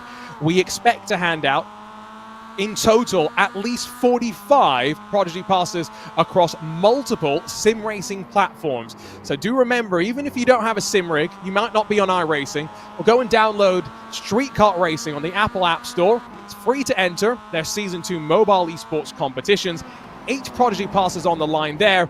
Head on to racingprodigy.com to learn more, as well as to get your Racing Prodigy membership heading into 2025 and new iRacing competitions to start in the new year. And that's what I love about this as well, Paul. I talked about it yesterday very quickly, but Lawrence Beerton, he is a 737 pilot by trade. That's what he does every day. But one day, it's not a bad job either, is it? One day he downloaded Street Kart Racing, he won a Prodigy Pass, and now he's been drafted by Guild Esports in the first round of our Prodigy draft, and is also a professional racing driver. Yeah, that's not a bad career, I must say. But also, if you're watching this one at home and you do want to be a part of it as well, head down to the Autosport International, the Williams Esports booth, on the January the 19th to the 9th to the 12th. 2025 Autosport International in Birmingham, and there's an opportunity to take part in a fastest lap competition for your chance to win one of 2 Prodigy Passes. So do head down to that one if you fancy a go and you've not got the gear at home. If you're the quickest on the day, you too can have that golden ticket to what could be a potentially very bright future indeed. You know, all I'm going to say, by the way, because I saw someone commenting, why are you giving passes to people playing on a mobile phone? A lot of those people are actually quicker than some of the people that came from dedicated sim rigs when they're put behind the wheel of a real race car. Prodigies can be found anywhere, and that's what Racing Prodigy is trying to do. Find people that never really thought that motorsports could be an opportunity for them, and to give them that chance to shine. Dakota Fripp still sits patiently as they flip through Britain's 7, 8, and 9 once again. They'll head off into that second chicane. And as it stands right now, Aiden Pohl, who had been closing for a handful of laps, led off a couple of tenths that last time by, and struggling now to hold on to those in front. More worried about Lorenzo Pfeiffer behind. But, Paul, we're getting to the halfway mark of this race, and I think we're starting to recognize exactly who's in contention. Everyone outside the top 7, count them out at this point. Yeah, for the victory at least, but of course the Search Selection Committee may well award them the opportunity to take a pass and go forward when they submit their 16-second video clip. Here is Aiden Pohl, perfectly on cue, and you're absolutely right, Arjuna. It is more a threat from behind for Aiden now than the charge up the running order is where his attention is focused. We've checked back in again with Baleziotis, currently in 3rd position. He's taken my advice. Calm things down a little bit, just give some breathing room to our front 2 drivers. The reason he's doing that one is a strategic move through and through. Let them squabble, they'll lose time, or potentially for Baleziotis even better, make a mistake, and then you've got an easy overtake. But we've just hit the 15-minute mark. This is half distance, believe it or not. Opportunities are running few and far between and rapidly out of time. I always wonder when go time is, right? These drivers will have kind of walked through a game plan before the race started about how they want to try and strategize out. Maybe it's 10 minutes to go is when they think the go time is. Maybe they think it's even less than that. Maybe they think they'll wait to 5 minutes to go.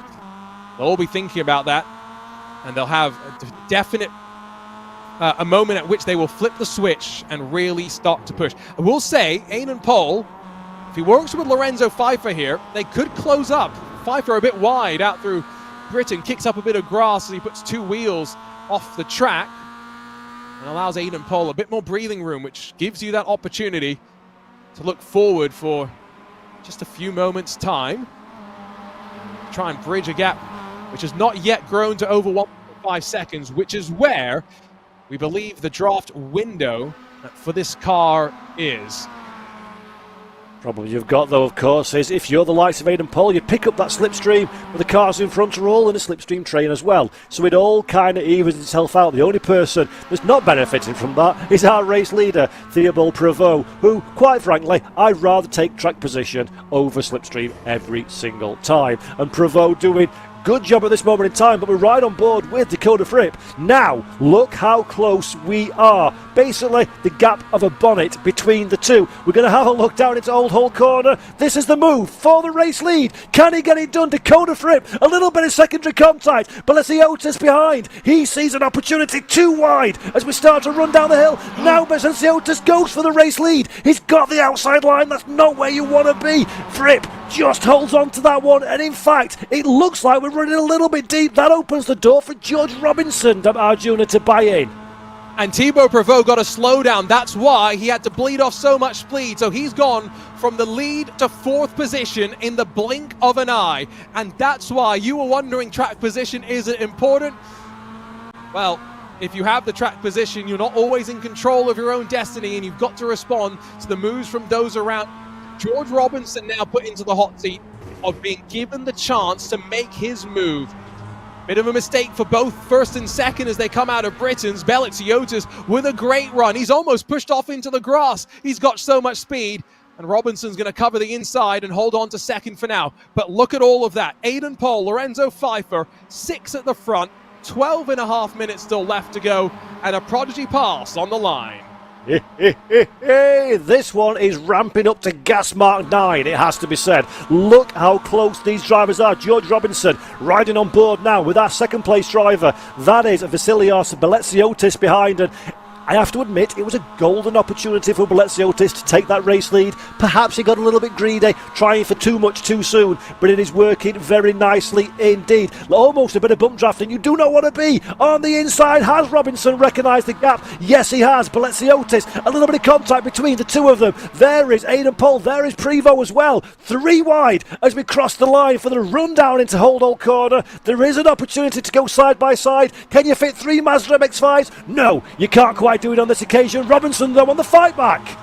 And here comes that switchback, but I will say, if this continues, Dakota Fripp's got an opportunity, because none of these drivers want to give up and sit in line. They could cost each other more and more time, tripping over one another. Robinson off onto the grass, a little bit of technical issue there, but they'll have to give him space, and holding inside down through Island Bend. It's 9/10 your race lead right now as they slide through the left-hander. For Aidan Pohl and Lorenzo Pfeiffer, they're just hoping to get past George Robinson without much drama, who gets out of the way and lets them through. But once more single file, 6/10 between those up front. And I think that frustration from Vasilios Belleziotis continues to build, once again putting the arm up in frustration.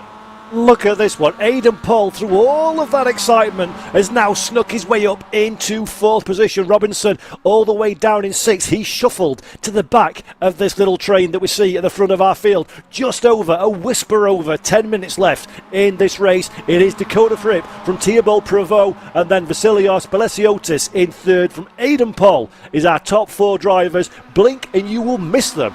That's how close these drivers are with 10 minutes to go. And well, I get the sneaking sense as well that if George Robinson's technical issues continue, he will self-remove himself from the fight. So he'll be keeping an eye on that. Could that mean the 5 in front of him have got 1 less driver to worry about? On board with the Brazilian, a little bit of a slide. Not ideal coming out of turn 16. He's lost a little bit of momentum to those in front. Thibaut Prevost right back onto the case of Dakota Fripp. And I've just gone back and taken a look at some replays, Paul. I think Thibaut Prevost was trying to cut back into line and slide behind Dakota Fripp through turn 1. What ended up happening is he turned in a bit early maybe, got a little bit of contact with Dakota, and that's what pushed him off the track. I don't think he meant to try and cause any sort of side-by-side. He's definitely trying side-by-side now, and pushed to the race lead by Vasilios Belleziotis. Yeah, there we go. That's the aggression that you need to make a way past. Dakota Fripp drops down into 3rd position, and Belleziotis now needs to use this opportunity. The number 9 machine up into 2nd place. That's the grey and orange car that you see on your screen. Thibaut Prevost, though, for the first time in this race, does not have anybody in front of him to use as a reference. As a driver of lesser quality like myself, I find that a little bit disconcerting. Will Prevost, though, be able to hit his marks perfectly on cue? And again, when does he pull the trigger in terms of being ultra defensive, because I do think, again, he wasn't being too defensive in that turn 1 melee that we had. Are we going to start seeing a bit more proactive covering off on the inside?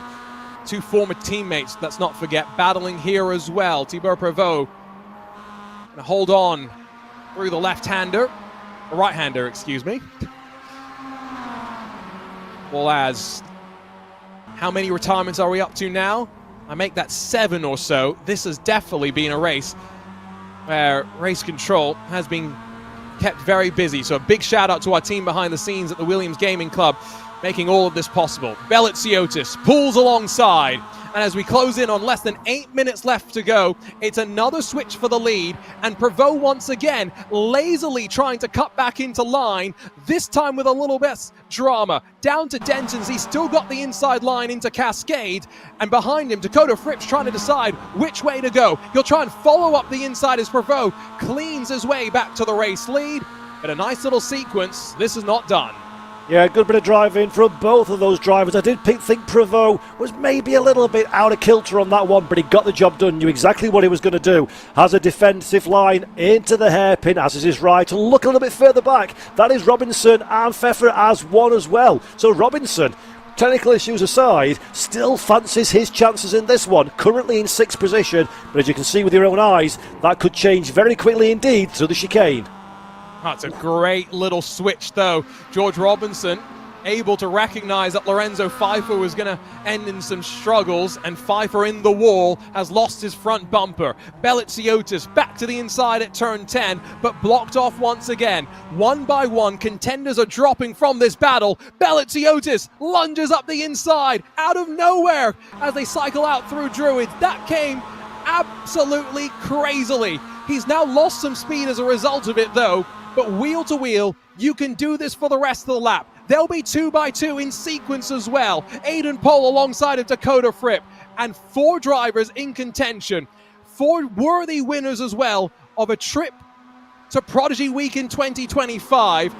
Racecraft is going to be tested here. Thibaut Prevost, the long way around, might now be forced to concede as a 3rd race leader will hold at the line. Vasilios Beliziotis in control, although only momentarily. Yeah, the run down into T1, the inside line for Beliziotis is the place you want to be. But Prevost using all of the racetrack and a little bit more, desperately trying to carry that momentum still side by side as we run down the hill. Again, inside line for Prevost. Beliziotis almost losing the car, in fact. Great bit of car control there, and Aiden Pohl does not know which way to go, Arjuna. It's bump drafting. We were talking about Talladega Nights yesterday. It's like being in the Sunshine State or at Alabama right now, and there's a bit more contact behind. Aiden Pohl gets pushed out wide. Thibaut Prevost on the outside as they run off the banking through Shell Oil's corner, and surely not wheel to wheel into the chicane for the race lead. Who's going to blink here? Neither of them. Thibaut Prevost, Vasilios Beliziotis, they'll stick it door to door. Some contact as well, and behind, it's stacked up once again. I mean, Paul, all of these drivers recognize they cannot make a mistake, but they've got to be as aggressive as they can at every single opportunity. This is sensational stuff from all of our top 6 drivers, side by side for basically a full lap at the front of the field. Then Dakota Fripp and Aiden Pohl as well trying to get involved. But now this is the story, this is the opportunity, this is the fight for our race lead.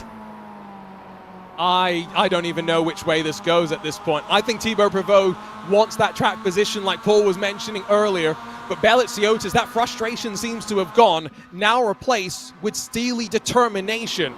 And I believe when we cross the line this time by, 3 laps left to go. Dakota Fripp has held on to 3rd once more, so he's got a chance to pick a direction. Does he try and take it 3 wide to turn number 1? Maybe on the final lap, not just yet. Beliziotis going to be pushed out wide this time. You've got the advantage of the AstroTurf that carries you to the inside down towards Cascade. And so he's going to take over the lead once again. Dakota Fripp's going to try and follow him through into 2nd. Almost runs into the left rear quarter panel of Beliziotis, but just about makes it work. As perfectly judged as you could ask for. Yeah, you cannot get any closer than that one for Dakota Fripp, but he is in second position. That's his reward. Prevost in third position. Robinson now finds his way past Aidan Poll. So Poll has gone from an attacker for the race lead to down in fifth position. Aidan's got a bit of work to do, but now does Baleziotis have the pace to try and break away from this little battle? I don't think he's got enough time to pull out a gap. It's going to be a defensive masterclass required for the Williams driver to secure this race victory. Dakota Fripp, though, he fancies his chances, and Theobald Prevost, he's been in a race, and he's going to know that he's been in a race at the end of this one. Third place will feel very disappointed indeed for Theobald. I think for George Robinson, Aidan Poll as well, if there is anything that happens, remember what happened in our first final of the night, a little bit of drama at the very front of the field. You want to be in a position to take advantage. Baleziotis going to cover all the way to the inside.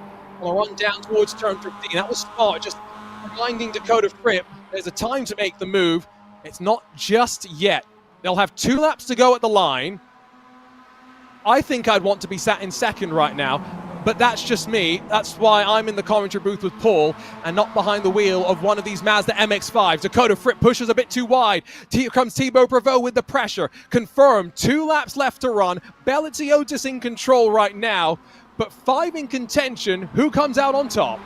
This could go any way whatsoever, and I will say this now before we have an accident. All of these drivers have been sensational during this particular part of the race. Fabulous driving, fabulous racecraft, really good pressure control, but Prevost interested in third. Even more interested is Fripp in second position. Look how tight he is onto the back of our race leader. There's no real pass in this left-hander. Will he have a look at the inside to the hairpin though? Has a think about it. No need to defend from Baleziotis. Good bit of driving from those two, and Robinson now in fourth, Aidan Poll in fifth, and Gianni up to sixth. We have seen already, you can go side by side through the chicane. Starting to get that feeling, building up to that white flag, the final lap of the race. If Dakota Fripp wants to try and make his move, it's got to come before they dive down through turn 10, because from there, Baleziotis does seem to have enough control. So this is that braking zone at which I think Baleziotis feels comfortable. Look at the line that he's able to run as well. Just costs Fripp a little bit of momentum, a bit of speed as they head out of the right here and into the final of the lap.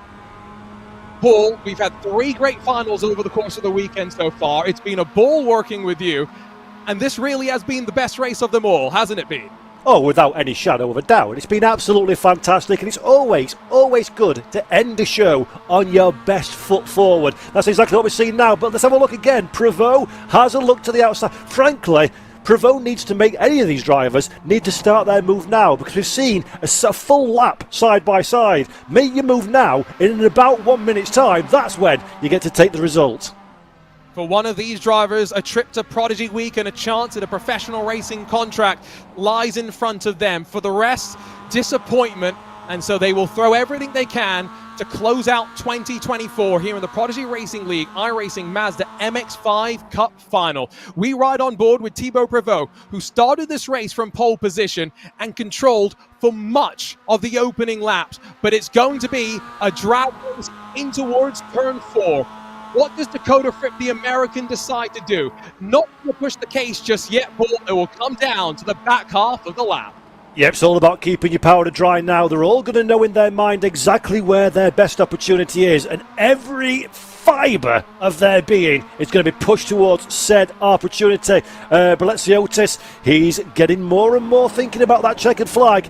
Dakota Fripp, though, really not giving this one up just yet in second. And did he lose a bit too much speed out through that chicane? Because again, I think this is where Baleziotis starts to feel a bit more comfortable. Once he's got the track position, this back half of the lap seems to be where he's able to cook Fripp. A nice tidy run out of Hislops though. And this is where all he can do is look forward and push and push and push. It might come down to turn 16, Paul, but you've got to throw the kitchen sink at it at this point. Yep, you can leave nothing. You want to look at yourself in the mirror at the end of this race and say, I gave it my all. And one thing's for sure, I reckon this top 6 can comfortably say that one as Arjuna take us to the flag. We had plenty of drama to close the first final tonight. 1 or 2 corners left to go. Dakota Fripp will invite a little bit more drama. There's contact. Beliziotis will go around. Big junk. And who wins in the drag race to the line? Dakota Fripp, Thibaut Prevost, pushed by George Robinson as well. Thousands between them at the line. But Dakota Fripp, Kronholm enabled, 8,000ths of a second. With the head in the hands, he knows what that means. Race control will intervene, and Thibaut Prevost provisionally will win our Prodigy Pass. Yeah, I absolutely agree with that one. I make a career out of not making predictions when it comes to what the stewards are going to say, but I think Dakota Fripp, the facial expression says it all. He knows boy done bad, and it does look like Thibaut Prevost may well be crowned, and there we go. That's the face of a man full of remorse for what just happened on that final lap. But it happens in motor racing. You've got to go for it, and go for it he did. And the two contrasting emotions, I think, on display there, right? The disappointment, the dejection, the realization that Dakota went for a move that went bad. And for Thibaut Prevost, it's slowly sinking in that he might be headed to Prodigy Week in 2025 and will have a chance at glory and at a professional racing contract. We'll get our chance to chat with probably both of the drivers, I'm guessing, for some post-race reaction. But Paul, it's time for us to start wrapping things up, I guess. And, well, I think race control is not going to be wrapped up anytime soon. I am so happy I'm not in race control, because that was frantic all the way through. But again, you don't like to see it come down to a final corner piece of contact. Nobody likes that one. But you've got to make these moves, Arjuna. You've got to do these things. The worst thing in the world is to sit in the cold light of day and say to yourself, if only I'd have done. So you've got to go for it. And wow, just wow.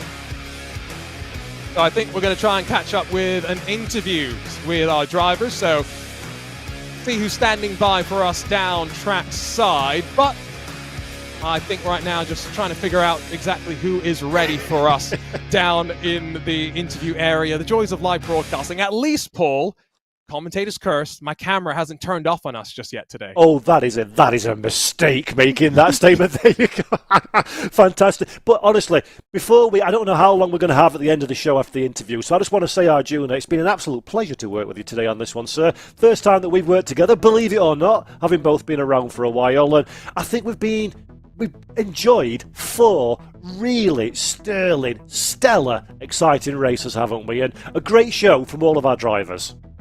Absolutely. I think we got Dakota Fripp standing by, provisional winner on track at least. Let's go catch up with him. And Dakota, let's talk about your emotions right now. Paul and I were saying it. You had to go for it. You couldn't sit there and think about what could have been, but talk to us about that race and how things unfolded from your perspective.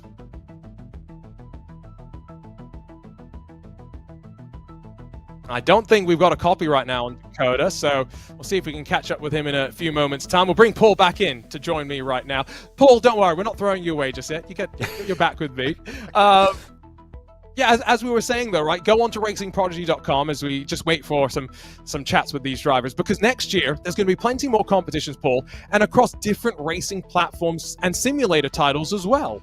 Yeah, exactly. And that's what's really, really important. If mobile gaming is your jam, we've got something for you. If you like your heavy-duty racing simulators, also true. Or you can even go to on-site events at the Williams Esports activations. But Arjuna, I think Thibaut's ready for a quick chat with you now. Hopefully, second time lucky. We'll dial up Thibaut Prevost, see if we've got a copy with a driver that pushed all the way to the end. And Thibaut, at least provisionally, we think you might be headed to Prodigy Week in 2025. Talk to me. How do you feel right now about this opportunity to potentially go to Prodigy Week and potentially sign a real racing contract? Hello, can you guys hear me well? I can hear you loud and clear. Oh, perfect. Yeah, I feel honestly relieved and so fucking happy. Sorry for the word, but it was such a crazy race. And I haven't win, to be fair, so I don't know what's going on, but let's see. I think I have fair chances. Well, talk me through the emotions coming into those final minutes of the race, right? Because you put it on pole position. There was a moment through turn one where it looked like you were maybe trying to slot into line behind Dakota, but there was a bit of contact. You get pitched out wide, and then you have to fight your way back up to the front of that pack, right? What were you thinking going onto the final lap, knowing there were two drivers in front of you, and there may be a move between them? Were you just expecting a bit of chaos? For me, it was over. I knew if I could not do anything, the only thing I could expect is for Dakota to send it on Vasilios, and that's what happened. So, but yeah, we had a great fight. The entire race was. Yeah, I feel really sorry for Vasilios. Of course. Talk to me a bit about your emotions right now. Of course, I'm guessing you're still a bit in disbelief, trying to understand everything that could happen. But let's say, you go to Prodigy Week, you have a chance of being drafted by the likes of the Williams Esports Prodigy Racing Team and, Thibaut Courtois Prodigy Racing Team and all these great racing teams. What would that mean to you to sign a racing contract and to be a professional paid racing driver in the real world? I mean, I haven't even thought about it yet, but yeah, it sounds amazing. Probably haven't realized anything yet, but yeah, we'll see in a couple of days. Maybe the first to get the official results, and then I'm so happy. It's crazy. Well, Thibaut, congratulations on a great race nonetheless, and we'll see how things play out. Thanks for coming and chatting with us here in the Prodigy Racing League finals. Thank you. Have a good evening. Quick catch up there with Thibaut Prévost, and I love the honesty, Paul. He hasn't thought about it just yet, but I think he's going to start thinking about it tonight. Yeah, I don't believe that in a million years hasn't thought. And that's going to be occupying his mind for probably the last month. Absolutely credible stuff. And I think now it's time to talk to another one of our drivers. And our junior, you've got Dakota to have a quick word with. Yeah, let's see if second time's the charm. We can catch up with Dakota Fripp. Dakota, I can see the heads in your hands. You must be feeling quite frustrated, dejected right now. But talk me through. You had to go for the move in the final corner. What was going through your mind coming in to that final lap? Yeah, super sorry to Vasilios. I hope that's how you pronounce his name. I was just trying to be patient the whole time and just try to have like a good spot. And I think that's what I was doing throughout the whole race, is just trying to find my way, towards the front. Be second, third, it was just, I think it was 5 of us battling for the whole race, really. I was trying, my best to not, make everything clean. In the last corner, I saw it was open, and at the end, he kind of cut it down. To be fair, though, I was, probably out of position. So, once we got down to the corner, I just thought, it was open on the straightaway. I thought I would just, go for it. But obviously, he was far enough ahead that it wasn't completed. So, if it goes for T-Bolt, I fully understand that. And other than that, though, I think it was a really fun race. I just tried my best to do well. I had a good time. I would have been happy to finish second, just to have a good race like that. I didn't mean to, I not want to do that. So it's very out of what I would regularly do. So.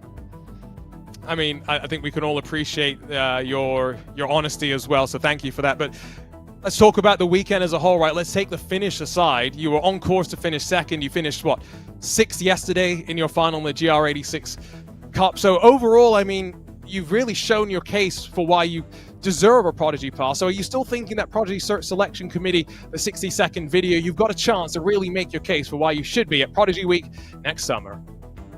Yeah, I sure hope so. Just want to show them I'm a clean racer and that I put on good moves. But yeah, I've been racing for a long time, so I definitely will be submitting video to see if I can make a good case. And I also was in the Prodigy earlier this year in April, and I think I finished 5th in that race. So I've been just trying to, this was the moment where I could see that I was really close to getting a win, getting the pass. So it's a great thing that you guys are putting on. So it's really fun for all of us to try to give it a shot, at racing. Well, Dakota, we'll see you in 2025. Congratulations on what's been a great year, and looking forward to seeing you more in the racing Prodigy world. Well, that wraps up our post-race coverage, I guess, Paul. And well, it's time for us, I guess, to close things out for what's been a blockbuster year, right? Another Prodigy week. We went back to the Atlanta Motorsports Park and brought 20 drivers with us and threw them into the Radical SR1s. Then in July, we had the Prodigy Draft live from the Williams Fan Zone in London. 24 drivers signing professional racing contracts.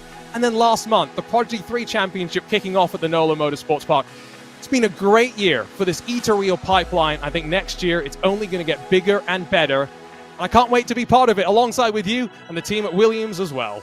Yep, it's been a fantastic year. It's been a learning year, lots of excitement, lots of entertainment. We can take those lessons on board. We can find out what worked, what didn't work, what was great, what could be better, and make it even bigger in 2025. And for me personally, that's my big takeaway. It's been exceptional already, but can only get better again. I cannot wait for everything that's to come in 2025 and watch our sim racers representing the whole world community of sim racers that are all in our respective homes going, man, I wish I was a race car driver. Boys and girls, you're doing it for us. Do us proud. And to make sure January the 6th and the 7th, you check into Racing Prodigy social media as we head to Sebring for round 2 of the Prodigy 3 Championship. Before we say goodbye, it's time to thank all of those that have made this possible. Biltong Depot, official partner of Racing Prodigy and a leader in high-protein snacks, fueling the next generation of racers with nutrition to enhance endurance, focus, and performance. Advanced Sim Racing is a leading provider of high-quality racing simulators, components, and accessories, empowering racers of all levels to train, compete, and enhance their skills in the world of sim racing. Women in Motorsports North America, devoted to supporting opportunities for women across disciplines of motorsport. PitFit, official humans performance partner of Racing Prodigy, providing fitness training for all PRL drivers at every stage. And by Max Papis Innovations, providing driver suits for all our PRL drivers at Prodigy Week and our Real World Championships. So on behalf of our teams behind the scenes, thanks for joining us. It's been a great year for Racing Prodigy. I can't wait for next year. Happy holidays to you and yours. And congratulations to our Prodigy Pass winners who will celebrate heading the Prodigy Week in 2025 and getting their opportunity in a Radical SR1.